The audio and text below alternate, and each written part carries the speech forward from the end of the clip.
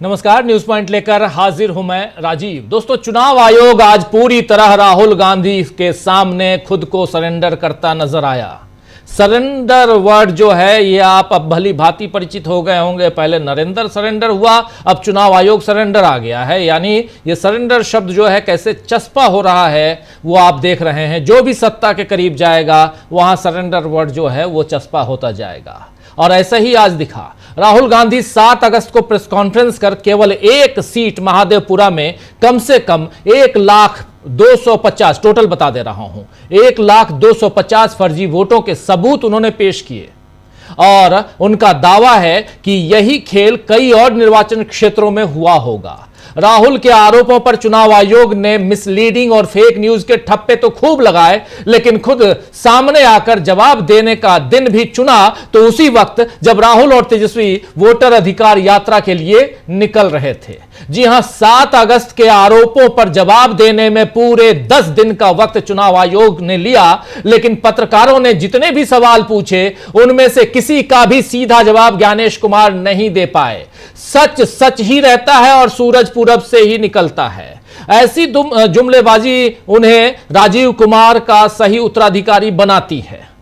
राजीव कुमार इससे पहले थे और यहां कह रहे हैं सच सच ही होता है और सूरज पूरब से निकलता है। जो सवाल के जवाब में शायरी सुनाते थे, यहां पर सवाल के जवाब में सच क्या होता है झूठ क्या होता है ये बताने लगे ज्ञानेश कुमार। चेहरा आप देख रहे होंगे, अब तक तो पहचान गए होंगे, आज पहली बार कई लोगों ने इनको देखा होगा। यहां सवाल के जवाब में हम माताओं बहनों बहुओं के वोटर आईडी नहीं दिखा सकते, उनके वोट का उनके जो रिकॉर्डिंग से वो नहीं दिखा सकते। किनके? माताओं बहनों बहुओं के नहीं दिखा सकते, ये बता रहे हैं। वोटर आईडी नहीं दिखा सकते। भारत का लोकतंत्र महान है, संविधान सबसे बड़ा है, ऐसी बातें ज्ञानेश कुमार ने कही। यानी जो आरोप विपक्ष लगाता है कि चुनाव आयोग बीजेपी के संगठन की तरह काम करता है, उसे आज की प्रेस कॉन्फ्रेंस ने साबित कर दिया है। ज्ञानेश कुमार ने साबित कर दिया। ज्ञानेश कुमार ने राहुल गांधी का नाम लिए बगैर कहा कि 7 दिनों के भीतर देश से वो माफी मांगे या फिर हलफनामा दें, अन्यथा सारे आरोप बेबुनियाद माने जाएंगे। अब आपके लिए क्या कहा जाए, ज्ञानेश जी का ज्ञान कैसे देखा जाए? इस तरह के जवाब को सुनकर न कोई आया ना आएगा, आपको याद होगा ना वैसे ही। या फिर भारत लोकतंत्र की जननी है, जैसे मोदी के जवाब याद आ गए होंगे आप लोगों को। खैर, मोदी जी के रहमो करम पर चलते हुए नजर आ रहे हैं। लगभग 2 घंटे की प्रेस कॉन्फ्रेंस में एक भी सवाल का सीधा जवाब नहीं मिला और न ही मिल सकता था, क्योंकि आज मल्लिकार्जुन खड़गे, राहुल गांधी, तेजस्वी यादव और यहां तक कि लालू प्रसाद यादव सभी ने बता दिया कि चुनाव आयोग क्या कर रहा है और वो क्या हो चुका है। आइए जल्दी जल्दी सुनते हैं इन सब के बयान। सबसे पहले मल्लिकार्जुन खड़गे को सुनते हैं, जिन्होंने वोट चोरी का इल्जाम लगाते हुए नरेंद्र मोदी के लिए क्या कुछ कहा है, सुन लीजिए। अरे एक आदमी ऐसा भी आया देश में जिनके लिए हमने खून बहाया, जिस देश को आजादी करने के लिए हम सब कुछ किया, अपनी जान नौछर की, लेकिन ये आदमी हमारे खिलाफ बोल रहा है। इसीलिए मैं कहता हूं ये बहुत खतरनाक आदमी है। अगर जब तक आप इनको गद्दी से नहीं उतारेंगे, तुम्हारे वोट सेफ नहीं रहेंगे, तुम्हारे हकूक सेफ नहीं रहेंगे, तुम्हारी आजादी सेफ नहीं रहेगी, तुम्हारा संविधान भी सेफ नहीं रहेगा। इसीलिए वोट चोर वाले को गद्दी से उतार दो। वो सिर्फ बिहार के लोग कर सकते हैं। पहले भी बिहार के लोग क्रांति बहुत बार किए हैं, आजादी में भी किए हैं। आज फिर भी तुम्हारी जरूरत है, तुम आगे आइए। सब हम मिलके, राहुल जी है, तेजस्वी जी है, लल्लू जी है और पूरे पार्टी अपोजिशन पार्टी के लोग हैं, हम लड़ेंगे और हमारे वोट को मजबूत करेंगे। तो सुन रहे थे, साफ साफ वोट चोर को बाहर करो। और ये किसके लिए कह रहे हैं आप सब समझ सकते हैं। आज की सभा में राहुल गांधी ने भी वोट चोरी के अपने आरोपों को दोहराया और साथ ही चुनाव आयोग को चुनौती दी कि क्या जैसा एफिडेविट राहुल गांधी से चुनाव आयोग ने मांगा है, क्या वही अनुराग ठाकुर से चुनाव आयोग मांगेगा। जरा सुनिए राहुल गांधी को। इलेक्शन कमीशन ने मुझसे एफिडेविट मांगा और किसी से एफिडेविट नहीं मांगा। कुछ दिन पहले बीजेपी के लोग प्रेस कॉन्फ्रेंस करते हैं, उनसे कोई एफिडेविट नहीं मांगा, मुझसे एफिडेविट मांगा। कहते हैं कि आप एफिडेविट दो कि आपने जो हमें कहा, आपने जो डेटा रखा है वो सही है। उन्हीं का डेटा है, उन्हीं के आंकड़े हैं, मुझसे एफिडेविट मांग रहे हैं। हमने उनसे सीसीटीवी जो वीडियोग्राफी है वो मांगी, मना कर दी। और इस पर चुनाव आयोग का जो जवाब आया है, चुनाव आयुक्त महोदय ज्ञानेश कुमार का जो ज्ञान आया है वो हास्यास्पद है। अभी उस ज्ञान की तरफ भी बढ़ेंगे, लेकिन पहले याद रखिएगा जो दो सवाल इन्होंने राहुल गांधी ने यहां पूछा। पहला कि एफिडेविट अगर मुझसे मांग रहे हैं तो उससे भी मांगिए, उन लोगों से भी मांगिए जिन्होंने भी प्रेस कॉन्फ्रेंस की। एक बात। दूसरी बात इन्होंने कही कि हमने सीसीटीवी फुटेज मांगा, वो भी नहीं दिया। इसका जवाब भी दिया है चुनाव आयोग ने, लेकिन बहुत ही जवाब सुन के आप हंसेंगे। आइए जरा आगे बढ़ते हैं, इसको यहीं रहने देते हैं, आगे बढ़ते हैं। इधर तेजस्वी यादव ने तो सीधे खैनी के साथ चूना को भी रगड़ कर, ऐसे ऐसे चूना खैनी आपने देखा होगा खाते हुए, खाए नहीं होंगे लेकिन रगड़ते हुए जरूर देखा होगा। खैनी के साथ चूना को रगड़ कर खा लेने की बात ही याद दिला दी है आज तेजस्वी यादव ने। बिहार में खैनी चूना बहुत चलता है, सुनिए जरा। इलेक्शन कमीशन, मोदी जी लोग बिहारियों को चूना लगाना चाहते हैं। हम कहना चाहते मोदी जी, ये बिहार है, बिहार, यहां खैनी के साथ चूना रगड़ दिया जाता है और चबा दिया जाता है। बिहारियों को कमजोर मत समझो। बिहार के लोग भले ही गरीब हैं, लेकिन गांव देहात का बिहार का बच्चा बच्चा तीखी मिर्ची वाला काम करता है, तीखी मिर्ची वाला काम करता है। इसलिए बिहार में हम लोग बेईमानी नहीं होने देंगे। तो बिहार में हम लोग बेईमानी नहीं होने देंगे और खैनी के साथ जैसे चूना को रगड़ते हैं वैसे रगड़ देंगे। और आज की रैली में डॉक्टरों की सलाह ना मानकर लालू प्रसाद यादव भी शामिल हुए और लोगों के उत्साह को देखते हुए बैठे बैठे ही भाषण दिया। और अपने चिर परिचित अंदाज में लालू यादव ने जो भाषण दिया और वो लाइन जो हमेशा वो कहते आए हैं, और उस बात को, उनके उस भाषण के हिस्से को जनता खूब उसको पसंद करती है। तो आइए जरा लालू प्रसाद यादव का बहुत छोटा 2 मिनट का भाषण, लेकिन एक छोटा सा हिस्सा सुनिए। चोरों को हटाइए, बीजेपी को भगाइए और राष्ट्रीय जो एकता पार्टी है हम लोग का, उनको जिताइए। और इसमें किसी भी कीमत पर भाजपा को जो चोरी ही करता है उसको आने नहीं देना है। सब लोग एक हो जाइए और एक होकर के राहुल गांधी, तेजस्वी यादव सभी मिल करके एकजुट होके, खड़गे जी सब लोग मिल के इसको उखाड़ के फेंकिए। लोकतंत्र को मजबूत होने दीजिए। लागल लागल झुलनिया में धाका, लागल लागल झुलनिया में धाका, बल्लम कलकत्ता चला। आप सबको बहुत बहुत धन्यवाद। जिंदाबाद।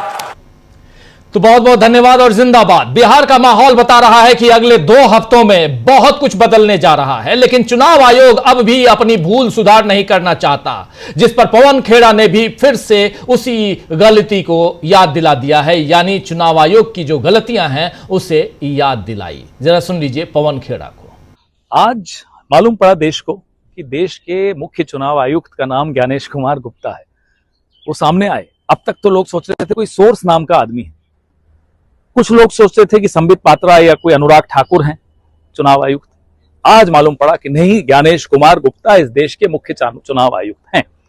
लेकिन जब उन्होंने मुंह खोला तो स्क्रिप्ट वही अनुराग ठाकुर, सोर्स और संबित पात्रा वाली थी, बीजेपी की थी। श्री राहुल गांधी नेता प्रतिपक्ष हैं, उन्होंने प्रेस वार्ता की, तमाम पॉइंट्स आपके सामने रखे, जो सबूत, जो कागज आपको मुहैया कराए वो आप ही से मिले, हमें 6 महीने की मशक्कत करनी पड़ी। उसका आपने एक भी महादेवपुरा असेंबली की एक भी सवाल का आपने जवाब नहीं दिया। एसआईआर पे हमने कई सवाल पूछे, कई शंकाएं जाहिर की, यहां तक कि सर्वोच्च न्यायालय को हस्तक्षेप करना पड़ा दुरुस्त करने के लिए। आप वहां भी लड़ते रहे, ये नहीं करूंगा, लेकिन करना पड़ा। कुछ लोगों को आपने मरा हुआ घोषित कर दिया, वो राहुल जी के साथ चाय पी रहे हैं, तब भी आपको शर्म नहीं आई। हमने सोचा प्रेस वार्ता में आप कहीं माफी मांग लेंगे, वह भी आपने नहीं मांगी। आप कहते हैं कि अगर सीसीटीवी फुटेज जारी कर दे तो बहनों की इज्जत खराब होती है। किस तरह की बहस, किस तरह की आर्गुमेंट दे रहे हैं आप? सीसीटीवी फुटेज डिलीट करने से चुनाव आयुक्त की, चुनाव आयोग की, लोकतंत्र की, चुनाव की इज्जत खराब कर रहे हैं आप। और सीसीटीवी फुटेज अगर निजता भंग करती है, प्राइवेसी भंग करती है, तो बनाते ही क्यों हो? 45 दिन तक नहीं करती। तो निजता अगर सीसीटीवी फुटेज भंग करती है और वो 45 दिन तक नहीं भंग करती, लेकिन उसके बाद आप यहां पर बता रहे हैं, अपनी दलील दे रहे हैं कि चूंकि मां बहन बेटियों के सीसीटीवी फुटेज हम कैसे दे दें। तो एक तरफ बिहार में वोट बचाने के लिए शुरू हुई नई यात्रा और दूसरी तरफ चुनाव आयोग का घिसा पिटा रवैया। आज जनता ने दोनों बड़ी घटनाएं देखी हैं। ज्ञानेश कुमार खुद कह रहे हैं कि जनता सब देख रही है। तो क्या चुनाव आयोग विपक्ष के सामने सरेंडर कर रहा है या बीजेपी को बचाने में उसकी पोल खोल रहा है? चुनाव आयोग से जब राहुल गांधी की प्रेस कॉन्फ्रेंस में उठाए गए सवालों पर जवाब मांगा गया तो ज्ञानेश कुमार जी किसी और अंदाज में दिखे। बिल्कुल राजनेता की तरह भाषण देते हुए ज्ञानेश कुमार ने बता दिया कि राहुल या तो हलफनामा दें या देश से माफी मांगे। आइए जरा सुन लीजिए ज्ञानेश कुमार को भी। सबसे बड़ी मतदाता सूची हमारे पास है, लगभग 90 करोड़ से 100 करोड़ के बीच में। सबसे बड़ी मतदाता सूची, सबसे बड़े चुनाव कर्मियों की फौज, सबसे ज्यादा मतदान करने वाले लोगों की संख्या, और इन सब के समक्ष, सारे मीडिया के समक्ष ये कहना कि अगर मतदाता सूची में आपका नाम एक बार और है तो आपने 2 बार मतदान किया होगा और कानूनी अपराध किया होगा, और मेरे सर सारे मतदाताओं को अपराधी बनाना और चुनाव आयोग शांत रहे, संभव नहीं। हलफनामा देना होगा या देश से माफी मांगनी होगी, तीसरा विकल्प नहीं है। आपके माध्यम से मैं यह भी कहना चाहता हूं, अगर 7 दिन में हलफनामा नहीं मिला तो इसका अर्थ ये सारे आरोप निराधार हैं और हमारे मतदाताओं को यह कहना कि वो फर्जी हैं, इसके ऊपर जो भी इस बात को बोल रहा है उसको माफी मांगनी चाहिए। महाराष्ट्र में वोटर लिस्ट बढ़ी, तो सुन रहे थे ये सारे, और जिस ढंग से कह रहे हैं, प्रेस कॉन्फ्रेंस कर रहे हैं, बिल्कुल यहां पर बहुत ज्यादा उत्तेजित होते हुए नजर आ रहे हैं ज्ञानेश कुमार। और ज्ञानेश जी का ज्ञान यही कम नहीं हुआ, बल्कि उन्होंने कहा हमने कुछ दिन पहले देखा कि कई मतदाताओं की तस्वीरें बिना उनकी अनुमति के मीडिया के सामने पेश की गई। इन सब पे भी आएंगे, लेकिन इस वक्त राहुल गांधी की यात्रा पहुंच चुकी है उधर औरंगाबाद बिहार में, और वहां राहुल गांधी भाषण दे रहे हैं। जरा सीधे चलते आपको राहुल गांधी अपनी यात्रा के इस शाम के पड़ाव में जब पहुंचे हैं औरंगाबाद तो क्या कुछ कह रहे हैं, सुनिए जरा सीधे लाइव आप तक। महाराष्ट्र में लोकसभा का चुनाव होता है और उसमें इंडिया गठबंधन जीतती है। 4 महीने बाद विधानसभा का चुनाव होता है और उसी महाराष्ट्र में बीजेपी का गठबंधन स्वीप करता है और हमारा गठबंधन दिखता ही नहीं है, गायब हो जाता है। हमने जांच की तो पता लगा कि 1 करोड़ नए वोटर लोकसभा चुनाव के बाद 4 महीने में इलेक्शन कमीशन ने जादू से पैदा कर दिए। और जहां भी बीजेपी जीती है, जहां भी नए वोटर आए थे, वहां बीजेपी जीती है। हमारा वोट कम नहीं हुआ, इंडिया गठबंधन का जितना वोट लोकसभा में था उतना वोट विधानसभा में बीजेपी को सारे के सारे नए वोटर मिले। तो हमें शक हुआ, हमने इलेक्शन कमीशन से कहा कि ये आप हमें समझाइए, ये 1 करोड़ वोटर कहां से आए, कौन है? इलेक्शन कमीशन हमें कहता है हम नहीं समझाएंगे, हमें कोई जरूरत नहीं है तुम्हें समझाना। फिर हमने उनसे कहा कि देखिए आपने सीसीटीवी लगा रखे हैं, कानून है कि सीसीटीवी जो भी सीसीटीवी मांगेगा, जो भी पार्टी सीसीटीवी मांगेगी वो देना पड़ेगा। वो कहते हैं सीसीटीवी नहीं देंगे। फिर हमने कहा देखिए वोटर लिस्ट दीजिए, हमें बताइए, हमें पता लगाना है ये कौन है। कहते हैं इलेक्ट्रॉनिक वोटर लिस्ट नहीं देंगे। फिर हमने कहा कि हम बड़ी गहराई से पता लगाते हैं। कर्नाटक में हमने एक लोकसभा चुनी, बेंगलुरु सेंट्रल लोकसभा, और वहां पे एक विधानसभा में हमने वोटर लिस्ट को, जो कागज की वोटर लिस्ट होती है 7 फुट कागज, उसको हमने एक एक करके छाट कर 4 महीने लगे। हमने एक वोटर का चेहरा दूसरे चेहरे से मिलाया, एक वोटर का एड्रेस दूसरे वोटर से, और हमने पता लगाया, सच्चाई निकाली। भाइयों बहनों, बेंगलुरु सेंट्रल का जो चुनाव हुआ, आप सुन रहे थे यहां पर राहुल गांधी अभिभाषण दे रहे हैं, और इनके भाषण के इस हिस्से को आप लोग हमारे इस चैनल के जरिए पहले सुन चुके होंगे, क्योंकि कुछ बातें यहां राहुल गांधी रिपीट कर रहे हैं। रिपीट करना भी जरूरी उनको इसलिए है क्योंकि वो जिस पड़ाव पे जहां जैसे जैसे आगे बढ़ेंगे वहां पर उन बातों को वहां एक माइक्रो लेवल पे पहुंचाने की जरूरत के हिसाब से ही इस यात्रा को कर रहे हैं, जिसमें प्रेस कॉन्फ्रेंस में उन्होंने जो बातें कही थी, और बेंगलुरु के जो महादेवपुरा जो विधानसभा है उस विधानसभा में 1,250,000 वोटर कैसे फर्जी पाए गए, इन सब का जिक्र यहां कर रहे हैं। और चुनाव आयोग क्या कर रहा है इसकी पोल खोल रहे हैं यहां राहुल गांधी। सीधे लाइव टेलीकास्ट आप सीधे देख रहे हैं, जो हमारे स्क्रीन में दूसरी तरफ आप देख रहे हैं मेरे अलावा।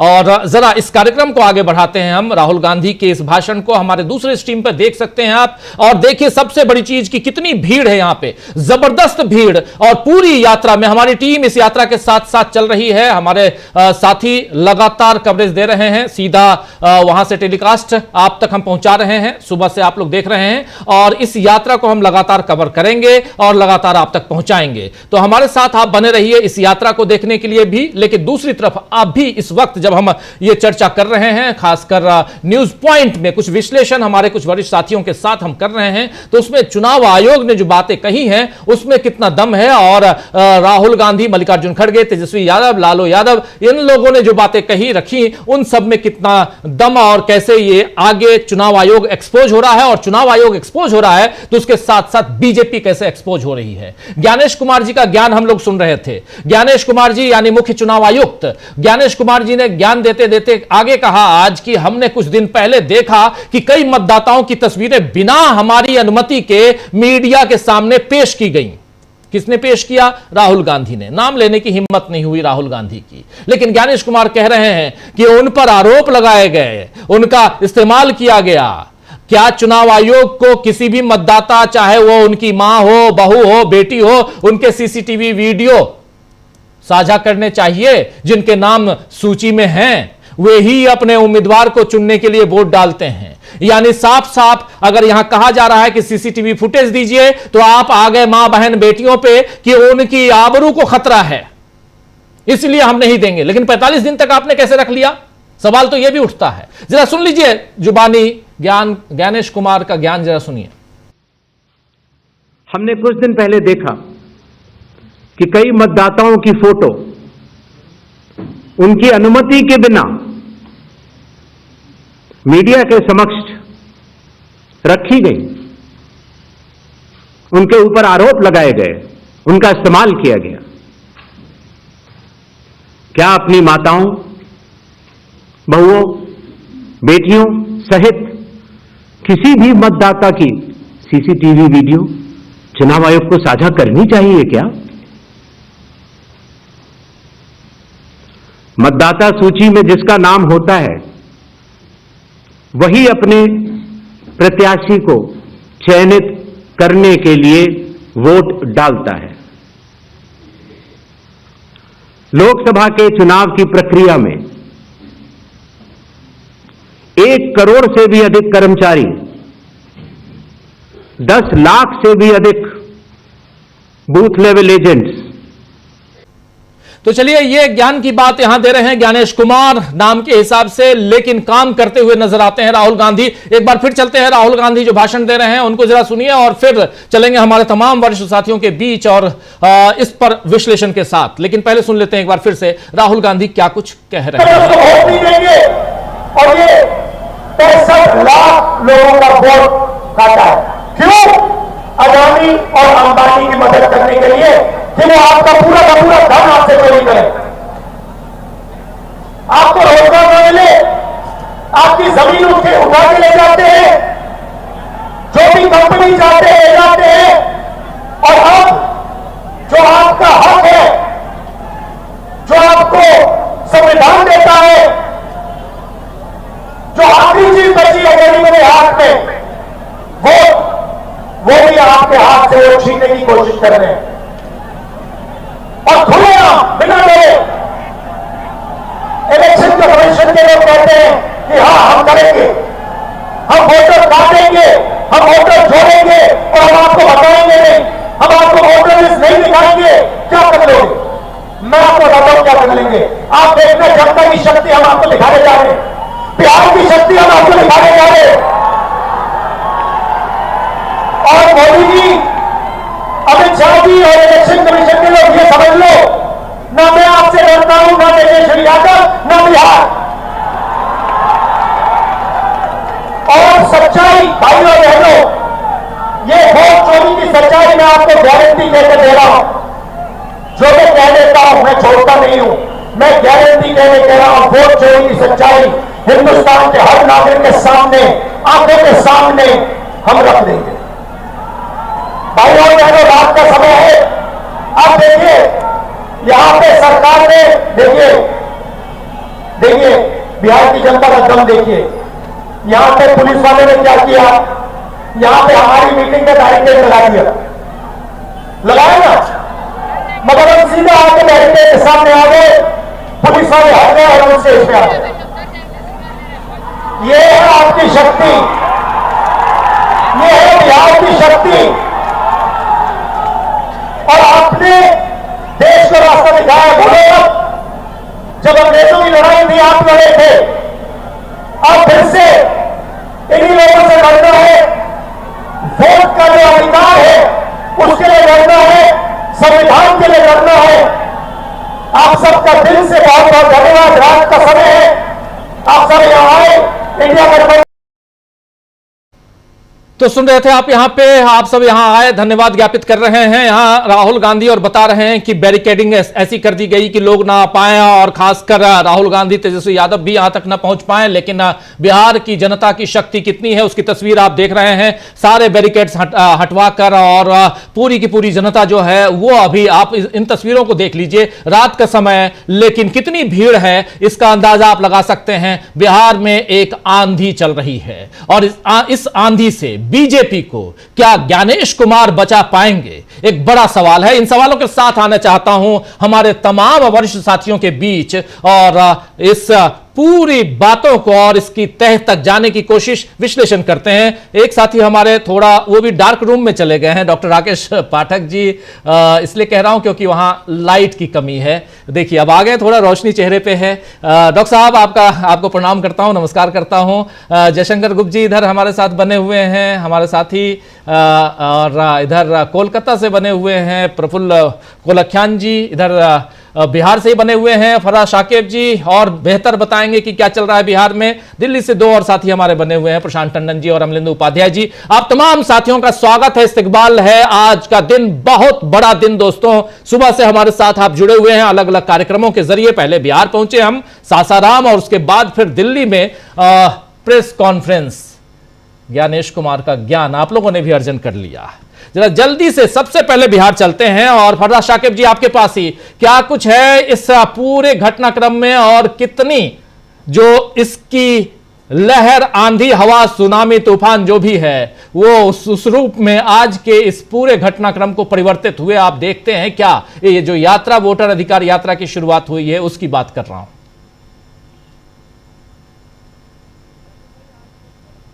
जो बिहार के लिए या बिहार की जनता के लिए आप कह सकते हैं जो सबसे महत्वपूर्ण चीज रही कि बिहार ने एक लंबे अरसे के बाद अपने उस जमीन के नेता को अपने बीच पाया जिसको लोग लालू यादव के नाम से जानते हैं। और उनका जो वो चिर परिचित अंदाज है, लागल लागल झुलनिया में धक्का बलम कलकत्ता चली, इस लाइन पर पूरा बिहार आज भी नाच जाता है। आपने वो वीडियो देखा होगा इस यात्रा को लेकर के। और देखिए, मैं आपको सीएसडीएस का एक सर्वे बता रहा हूं, ये शायद कल या परसों का सर्वे, मुझे एग्जैक्ट डेट नहीं पता है, लेकिन सीएसडीएस के सर्वे के जो सवाल है वो सवाल और उनके जवाब। ये सवाल है कि वोटर लिस्ट चुनाव में मुद्दा बनेगा या नहीं, ये सीएसडीएस का सवाल है। और उसके जवाब में लोगों ने 60% लोगों ने कहा है कि हाँ ये चुनाव का मुद्दा बनेगा, 26% लोगों ने कहा है कि ये चुनाव का मुद्दा नहीं बनेगा। लेकिन इससे भी जो बड़ा महत्वपूर्ण सवाल है वो सवाल यह है कि राहुल गांधी के आरोपों में दम है या नहीं है जो वो चुनाव आयोग पर लगा रहे हैं। उसको लेकर के जनता की राय है, 59% लोगों ने यह माना है कि हाँ राहुल गांधी के आरोपों में दम है जो वो चुनाव आयोग पर लगा रहे हैं। और ये एक सवाल यह है कि क्या चुनाव आयोग को राहुल गांधी के आरोपों का जवाब देना चाहिए या नहीं। उसके जवाब में 67% लोग ये मानते हैं कि चुनाव आयोग को राहुल गांधी के सवालों का जवाब देना चाहिए। आप इस सर्वे के प्रतिशत से, इस सर्वे के जो सवाल है उसके पक्ष में जो परसेंटेज मैंने आपको बताए हैं, आप उससे अंदाजा लगा सकते हैं कि बिहार में एसआईआर को लेकर के और उसके साथ नत्थी की हुई इस यात्रा को लेकर के किस तरह का माहौल है, या जनता की किस तरह की सोच है, या आवाम की किस तरह की सोच है, और क्या इसको रिस्पांस मिलने वाला है। अभी आपने शायद वो जो औरंगाबाद कुटुंबा की वो वीडियो दिखाई है, जो वो स्थानीय विधायक राजेश राम जो कांग्रेस के प्रदेश अध्यक्ष है, उनका विधानसभा क्षेत्र है। आप देख रहे होंगे कि इस अंधेरे में भी कितनी भीड़ है। और कल से किस तरह से राहुल गांधी की उस यात्रा में विध्वंस बाधा डालने के लिए सासाराम के जिला प्रशासन थोड़ा रोकना चाहूंगा। फरदाद शाकिब जी आपको थोड़ा रोकना चाहूंगा। हमारे साथी सीधे उसी सभा से जुड़ गए हैं इकरार खान। इकरार के पास सीधे आना चाहता हूं। इकरार, क्या कुछ चल रहा है? 2 घंटे की शायद ये यात्रा हो चुकी है। औरंगाबाद में थे ये अभी राहुल गांधी, और जरा आपसे समझूं कि इस यात्रा को कितना प्रतिशत, कितना यहां पर लोग और खासकर जो सामान्य वहां के जो जन सामान्य है उसको, उसमें इस पर क्या, क्योंकि आपकी बातचीत हुई होगी, क्या प्रतिक्रियाएं हैं? 2 युवा नेता तेजस्वी यादव, राहुल गांधी दोनों साथ साथ, और इस यात्रा में आज शुरुआत कैसे देखती है बिहार की जनता? जी बिल्कुल राजीव जी, सबसे पहले मैं आपको बताना चाहता हूं कि आज एक बार फिर जो लालू यादव ने एक तरीके से महफिल लूट ली। जो हमारे साथी जिक्र कर रहे थे कि लागन लागन, जो वो उसके बाद में जो लोगों में जो जुनून था, हालांकि जो लालू यादव की तबीयत भी खराब थी, लेकिन वहाँ जो लोग बैठे हुए थे वो बार बार इस बात को कह रहे थे कि लालू जी को बुलवाइए, लालू जी को बुलवाइए। तो आज भी लालू प्रसाद यादव का जो क्रेज है बिहार की जनता में वो देखने के काबिल है। वहाँ लोग राहुल गांधी को सुनने के लिए आए थे और लालू प्रसाद यादव को। लालू प्रसाद यादव 1 से 1.5 मिनट बोले, लेकिन इस दौरान तालियों की जो गड़गड़ाहट थी वो बरकरार थी। वहीं राहुल गांधी ने जिस तरह से भाषण दिया, वो लगातार चुनाव आयोग से को लगातार टारगेट कर रहे हैं। उसके बाद उनकी सभा के बाद में आपने प्रेस कॉन्फ्रेंस भी सुनी। प्रेस कॉन्फ्रेंस के बाद जो भी प्रेस कॉन्फ्रेंस में हुआ उसका राहुल गांधी ने यहाँ बहुत सदे हुए उसमें जवाब दिया। उन्होंने कहा कि प्रेस कॉन्फ्रेंस करके जो है वो तमाम तरीके की बातें कर रहे हैं, लेकिन मुद्दों की बात नहीं कर रहे हैं। साफ तौर पर राहुल गांधी का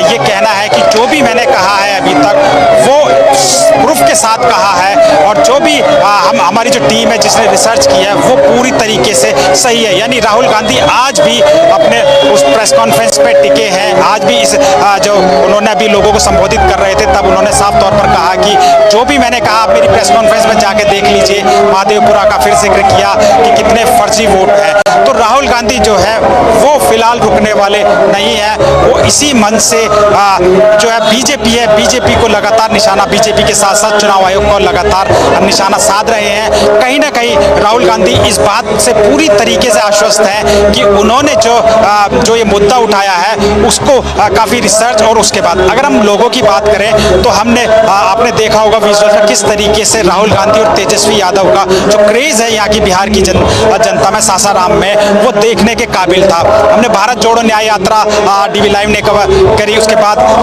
भारत जोड़ो यात्रा भी कवर करी। उसी तरीके का जो क्रेज है वो इस यात्रा में देखने को मिला। लोग जगह जगह जो है फूल और मालाएं लेकर खड़े थे राहुल गांधी के इंतजार में, घंटों इंतजार में खड़े रहे। जो समय दिया गया था जिस पॉइंट पे पहुंचने का वहां विलंब से पहुंचे क्योंकि काफिला इतना बड़ा था कि हम भी जो है कई किलोमीटर पैदल चल के और राहुल गांधी के पास नजदीक पहुंचने की कोशिश की। तो जो लोगों में जो जुनून है वो काबिले तारीफ था देखने के लिए राहुल गांधी के लिए और तेजस्वी यादव के लिए। दोनों जो एक ओपन कार में दोनों हाथ हिलाते हुए दिखे, आपने विजुअल्स में देखोगे किस तरीके से लोग उनका अभिवादन कर रहे हैं। वो लगातार लोगों से बीच में लोगों से मिलके हाथ भी मिला रहे थे। हालांकि उनकी सिक्योरिटी ने बहुत लोगों को उनके नजदीक नहीं आने दे रहे थे, लेकिन उसके बावजूद राहुल गांधी खुद इशारा करके लोगों को बुला रहे थे। वहीं अगर सुबह की हम बात करें, सुबह सभा स्थल पे जब हम लोग पहुंचने की कोशिश कर रहे थे तो वहां वही जो जिस तरीके से जो पुलिस करती है उसने कोशिश की कि लोग वहां नहीं पहुंचे।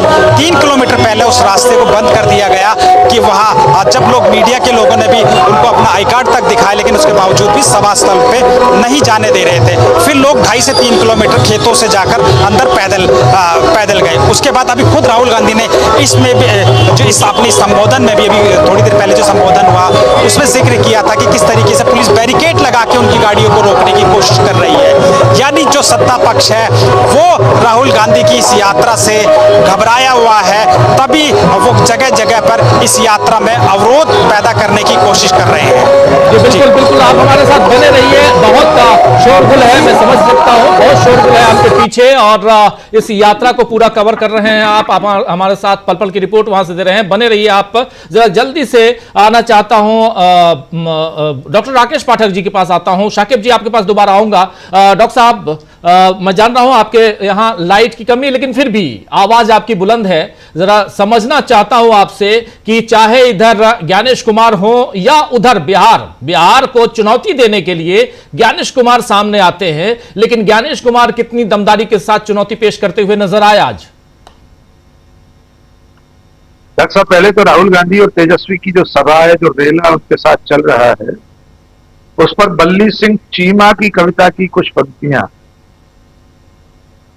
ले मशालें चल पड़े हैं लोग मेरे गांव के, अब अंधेरा जीत लेंगे लोग मेरे गांव के, कह रही है झोंपड़ी और पूछते हैं खेत भी, कब तलक लुटते रहेंगे लोग मेरे गांव के, बिन लड़े कुछ भी यहां मिलता नहीं ये जानकर, अब लड़ाई लड़ रहे हैं लोग मेरे गांव के।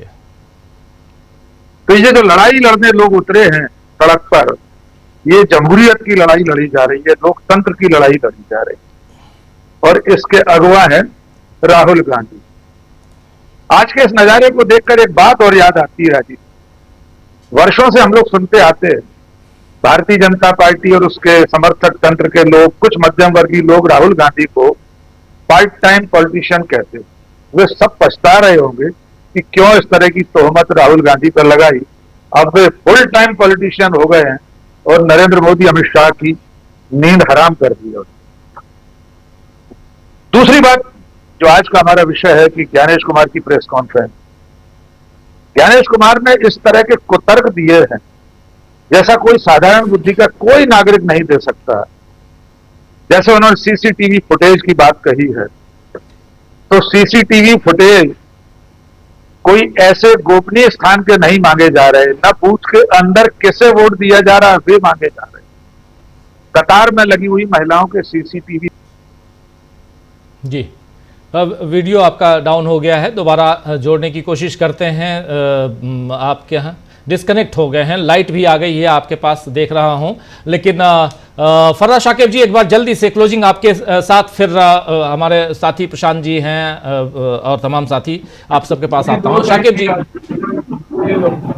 जी आपके तरफ भी राहुल गांधी कब आ रहे हैं? 22 को शायद, 21 को रात में पहुंच जाएंगे, 22 को सुबह यात्रा है। क्या तैयारियां हैं यात्रा की? क्या तैयारियां हैं? आज बैठक हुई है इंडिया गठबंधन के और तमाम जो शहर के सामाजिक कार्यकर्ता, राजनीतिक कार्यकर्ता हैं। मैं भी उस बैठक में शामिल हुआ था। 2 बजे से वो बैठक थी, थोड़ी देर पहले ही वापस आया हूँ। और तमाम लोग जो है बहुत उत्साहित है।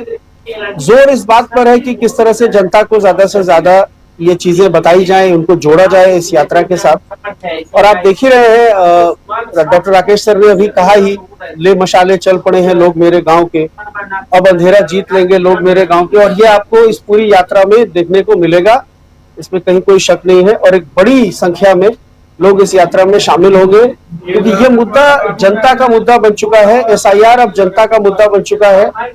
अगुआ नेतृत्व जरूर राहुल गांधी और तेजस्वी यादव करेंगे, लेकिन लड़ेगी जनता, चलेगी जनता, और साथ आपको जनता ही दिखाई देगी। जी शाकिब जी आता हूं दोबारा। आ गए डॉक्टर राकेश पाठक जी। डॉक्टर साहब अपनी बात आगे बढ़ाइए, फिर प्रशांत जी आपके पास आता हूं। एक लाइन राजीव भाई मैं जोड़ दे रहा हूँ, डॉक्टर साहब एक लाइन मैं जोड़ दे रहा हूँ।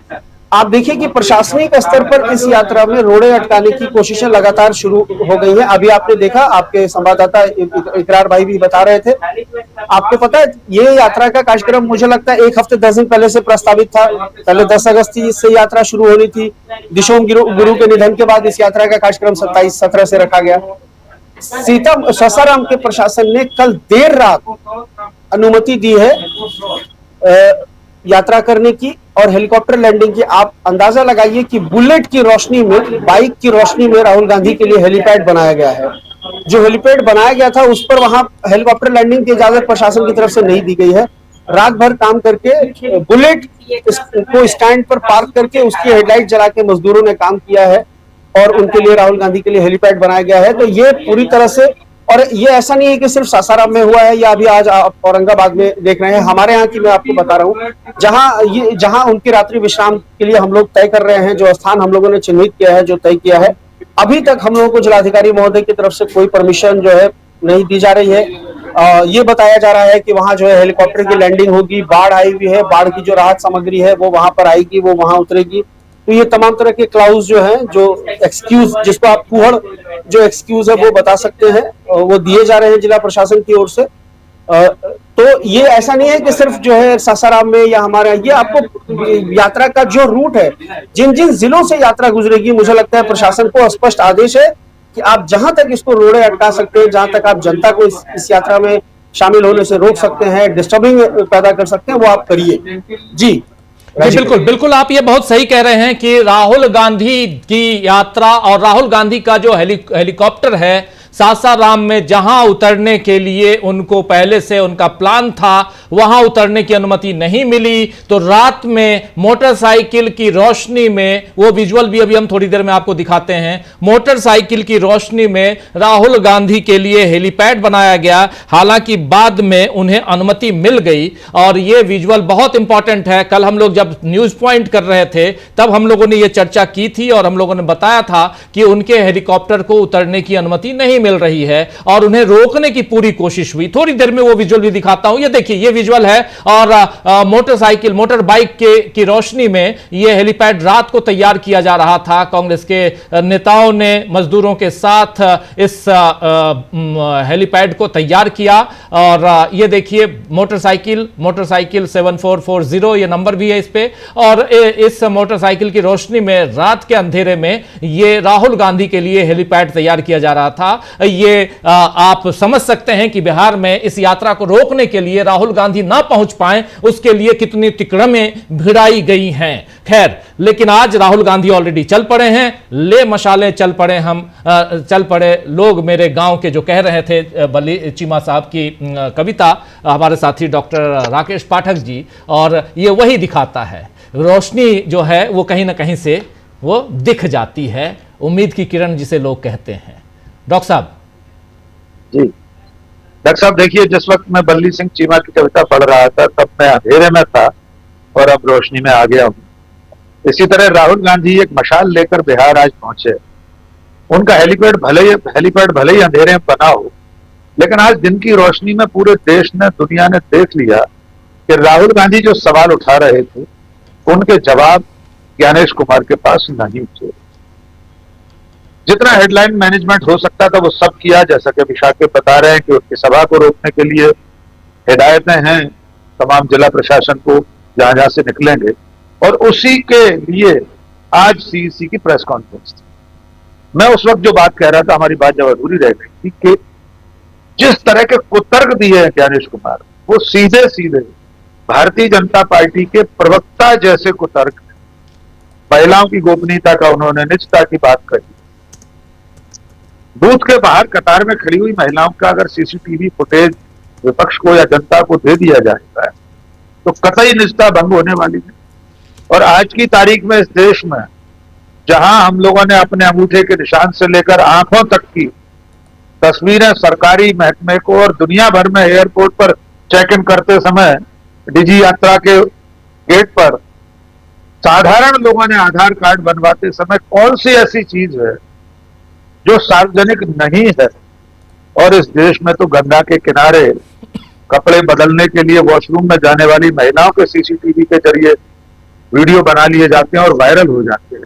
यहाँ तो लोकतंत्र की एक प्रक्रिया में शामिल महिलाओं के पूरे सम्मान के साथ एक प्रक्रिया में शामिल होते समय के फुटेज मांग रहे हैं और वे कह रहे हैं बहू बेटियों के वीडियो फुटेज देखना चाहते हैं।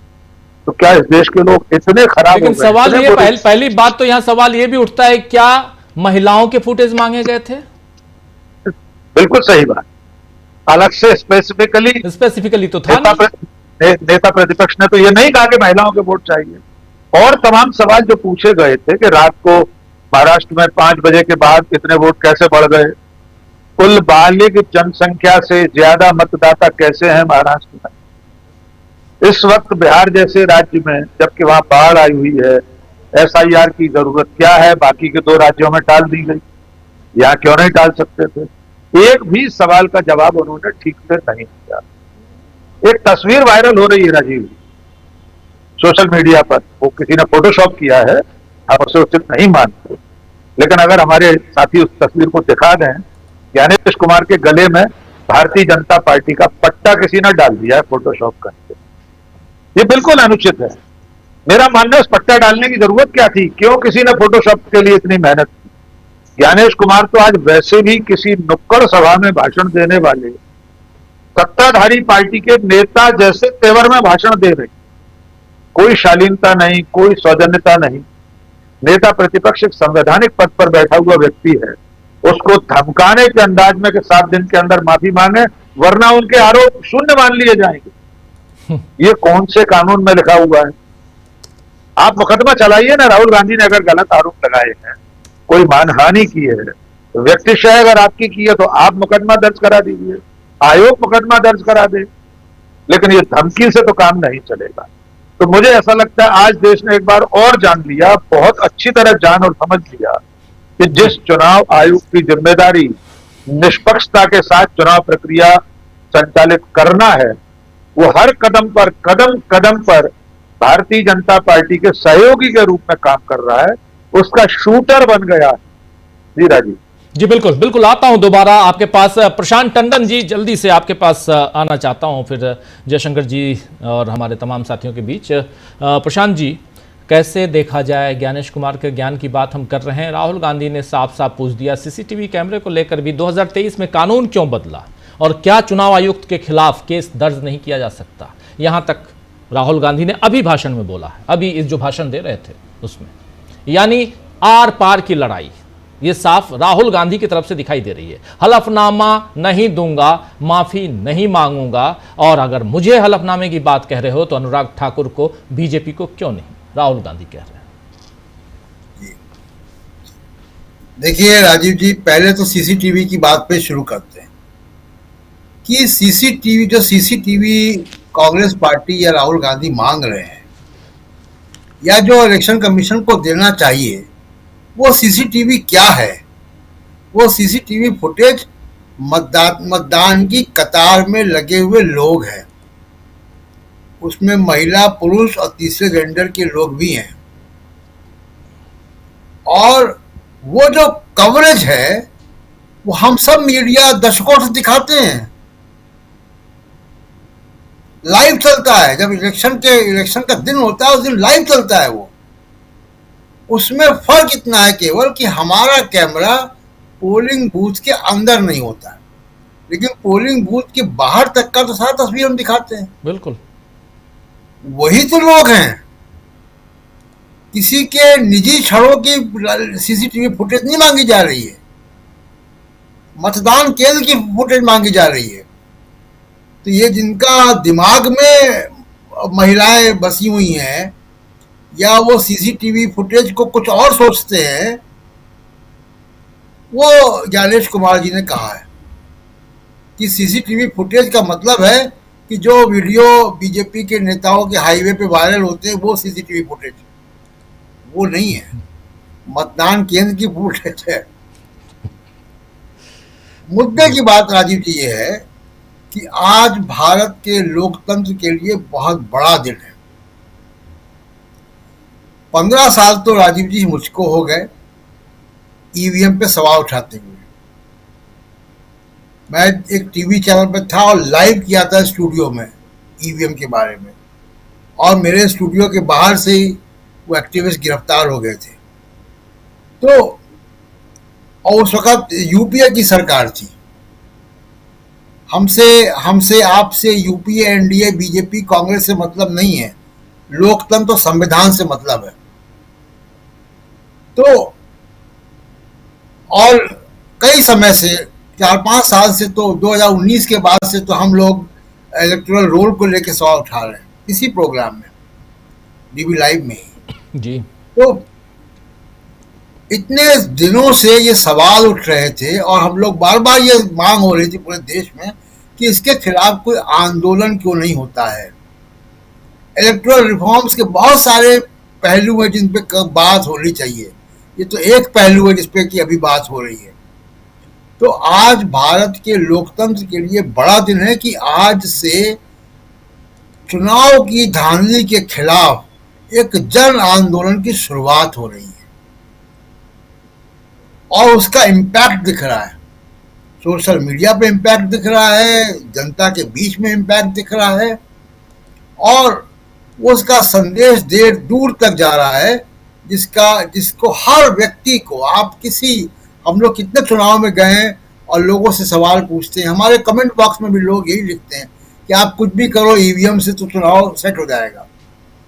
ये जो बड़ा मुद्दा देश की जनता के बीच में था, इसको लेके एक जन आंदोलन की आवश्यकता थी, देश की मांग थी, जो तेजस्वी यादव और राहुल गांधी ने आज पूरी की है और बिहार की जनता उनका पूरा साथ दे रही है। इस लिहाज से और अब इतना आसान नहीं होगा इलेक्शन को मैनिपुलेट करना। ये भारत के लोकतंत्र के, संवैधानिक लोकतंत्र में बड़ा खतरा आ गया था कि इलेक्शन मैनिपुलेट हो सकता है। जनता कुछ सोचे, जनता के मुद्दे बेरोजगारी हो, जनता के मुद्दे महंगाई हो, जनता के मुद्दे आरक्षण हो, सामाजिक न्याय हो, बढ़ती गिरती हुई कानून व्यवस्था हो, लेकिन वोट किसी और को मिल जाता था। और सब इस एनालिसिस ये करते थे कि साहब ये कार्ड चल गया, लाडली बहना चल गया, फलाना चल गया। हम लोग एक हफ्ता महाराष्ट्र में रहे, हमको लाडली बहना नहीं दिखाई दिया, लेकिन चुनाव के नतीजों के बाद पूरा ये जो गोदी मीडिया ये लाडली बहना पे लग गया। और उस लाडली बहना स्कीम का उसके बाद क्या हुआ? तो सवाल ये है कि आज ये एक बड़ा काम था। दूसरा चीज कि आज के इस राजनीतिक कार्यक्रम का जवाब बीजेपी को देना था और प्रेस कॉन्फ्रेंस इलेक्शन कमीशन ने की, और ये बिल्कुल उसका जो टाइम टेबल है, आप ये देखिए कि ये प्रेस कॉन्फ्रेंस, मुझे संदेह है कि ये सरकार और बीजेपी की तरफ से निर्देशित प्रेस कॉन्फ्रेंस है। इसका जो टाइमिंग है वो बता रहा है। राहुल गांधी और पूरी प्रेस कॉन्फ्रेंस राजीव जी हम लोग देख रहे थे, आप लाइव थे उस वक्त, और हम देख रहे थे कि पूरी प्रेस कॉन्फ्रेंस राहुल गांधी पर थी, ज्ञानेश कुमार का ज्ञान और पत्रकारों के सवाल। एक बहुत अच्छी बात हुई कि सब पत्रकारों ने बहुत बेबाकी से वो सारे सवाल पूछे जो जनता के बीच में है, और ज्ञानेश कुमार ने किसी एक भी सवाल का जवाब सीधा नहीं दिया। मैं सोच रहा था कि अगर यहाँ पे गोदी एंकर होते तो वो ज्ञानेश कुमार जी से वही पूछ रहे होते कि आम काट के खाते हैं कि चूस के खाते हैं, कितना घंटा सोते हैं, पर्स रखते हैं कि नहीं रखते हैं, तमाम इस तरीके के सवाल पूछ रहे होते। लेकिन पत्रकारों ने, रिपोर्टर्स ने बहुत अच्छे सवाल पूछे, सारे लोगों ने बेबाकी सवाल पूछे। और अब इसमें देखिए बीजेपी, क्यों मैं कह रहा हूँ कि जो आप कह रहे हैं कि आयोग का सरेंडर, मैं कह रहा हूँ बीजेपी का सरेंडर हुआ है। जो इम्पैक्ट बीजेपी को दिखाई दे रहा है बिहार से, उसलिए आज प्रेस कॉन्फ्रेंस ज्ञानेश कुमार की कराई गई। राहुल गांधी ने 7 तारीख को प्रेस कॉन्फ्रेंस की थी, आप प्रेस कॉन्फ्रेंस 17 तारीख को कर रहे हैं। 17 तारीख को 10 दिन बाद उन्हीं सवालों पे, और उसी दिन जब राहुल गांधी एक प्रोग्राम लॉन्च कर रहे हैं बिहार से, तो इसलिए ये प्रेस कॉन्फ्रेंस बीजेपी की तरफ से प्रेस कॉन्फ्रेंस की गई है, राजनीतिक प्रेस कॉन्फ्रेंस थी। और इस प्रेस कॉन्फ्रेंस के तमाम और जो दूसरे पहलू हैं जी, जैसे एक एग्जांपल मैं दे दूं, उसके बाद में बाकी बातें बाद में करूंगा। ये कहा जा रहा है कि राहुल गांधी एफिडेविट दें वरना माफी मांगे। तो और ये भी कहा गया कि क्योंकि राहुल गांधी महादेवपुरा के मतदाता नहीं है और आरोप लगा रहे हैं, इसलिए उनको एफिडेविट देना है। तो क्या बीजेपी की तरफ से जिन्होंने आरोप लगाया अनुराग ठाकुर ने, वो वायनाड के और अमेठी के मतदाता हैं? क्या वो कानून से ऊपर हैं? कानून की जवाबदेही केवल राहुल गांधी पे है, क्योंकि अनुराग ठाकुर बीजेपी से हैं, इसलिए वो उनकी जवाबदेही कानून के प्रति नहीं है। इन सब बातों से ऐसा लगता है कि बीजेपी के लिए बैटिंग कर रहे थे ज्ञानेश कुमार, और बाकी बहुत सी बातें और हैं जो कि हम सेकेंड राउंड में आएंगे तब बात जी करेंगे। बिल्कुल बिल्कुल। इस बीच फिल्म कलाकार प्रकाश राज का ये ट्वीट देखिए। प्रकाश राज लिख रहे हैं कि क्या आपने सीसीटीवी लगाने से पहले महिलाओं की इजाजत ली थी? क्या आपने सीसीटीवी कैमरा लगाने से पहले महिलाओं की इजाजत ली थी? मतदान केंद्र कोई ड्रेस चेंजिंग रूम नहीं है। हमें आपके सुविधाजनक बहानों में कोई दिलचस्पी नहीं है, हमें पारदर्शिता चाहिए। Hashtag just asking, hashtag vote चोरी। प्रकाश राज का ये ट्वीट बहुत इंपॉर्टेंट ट्वीट, वही बात बहुत इंपॉर्टेंट जो मैं कह रहा था, वही बात जो मैं कह रहा था जी, कि उसको थोड़ा और मतदान ओपन, की बिल्कुल बिल्कुल, थोड़ा और ओपन वे में इन्होंने लिखा है, बहुत इंपॉर्टेंट।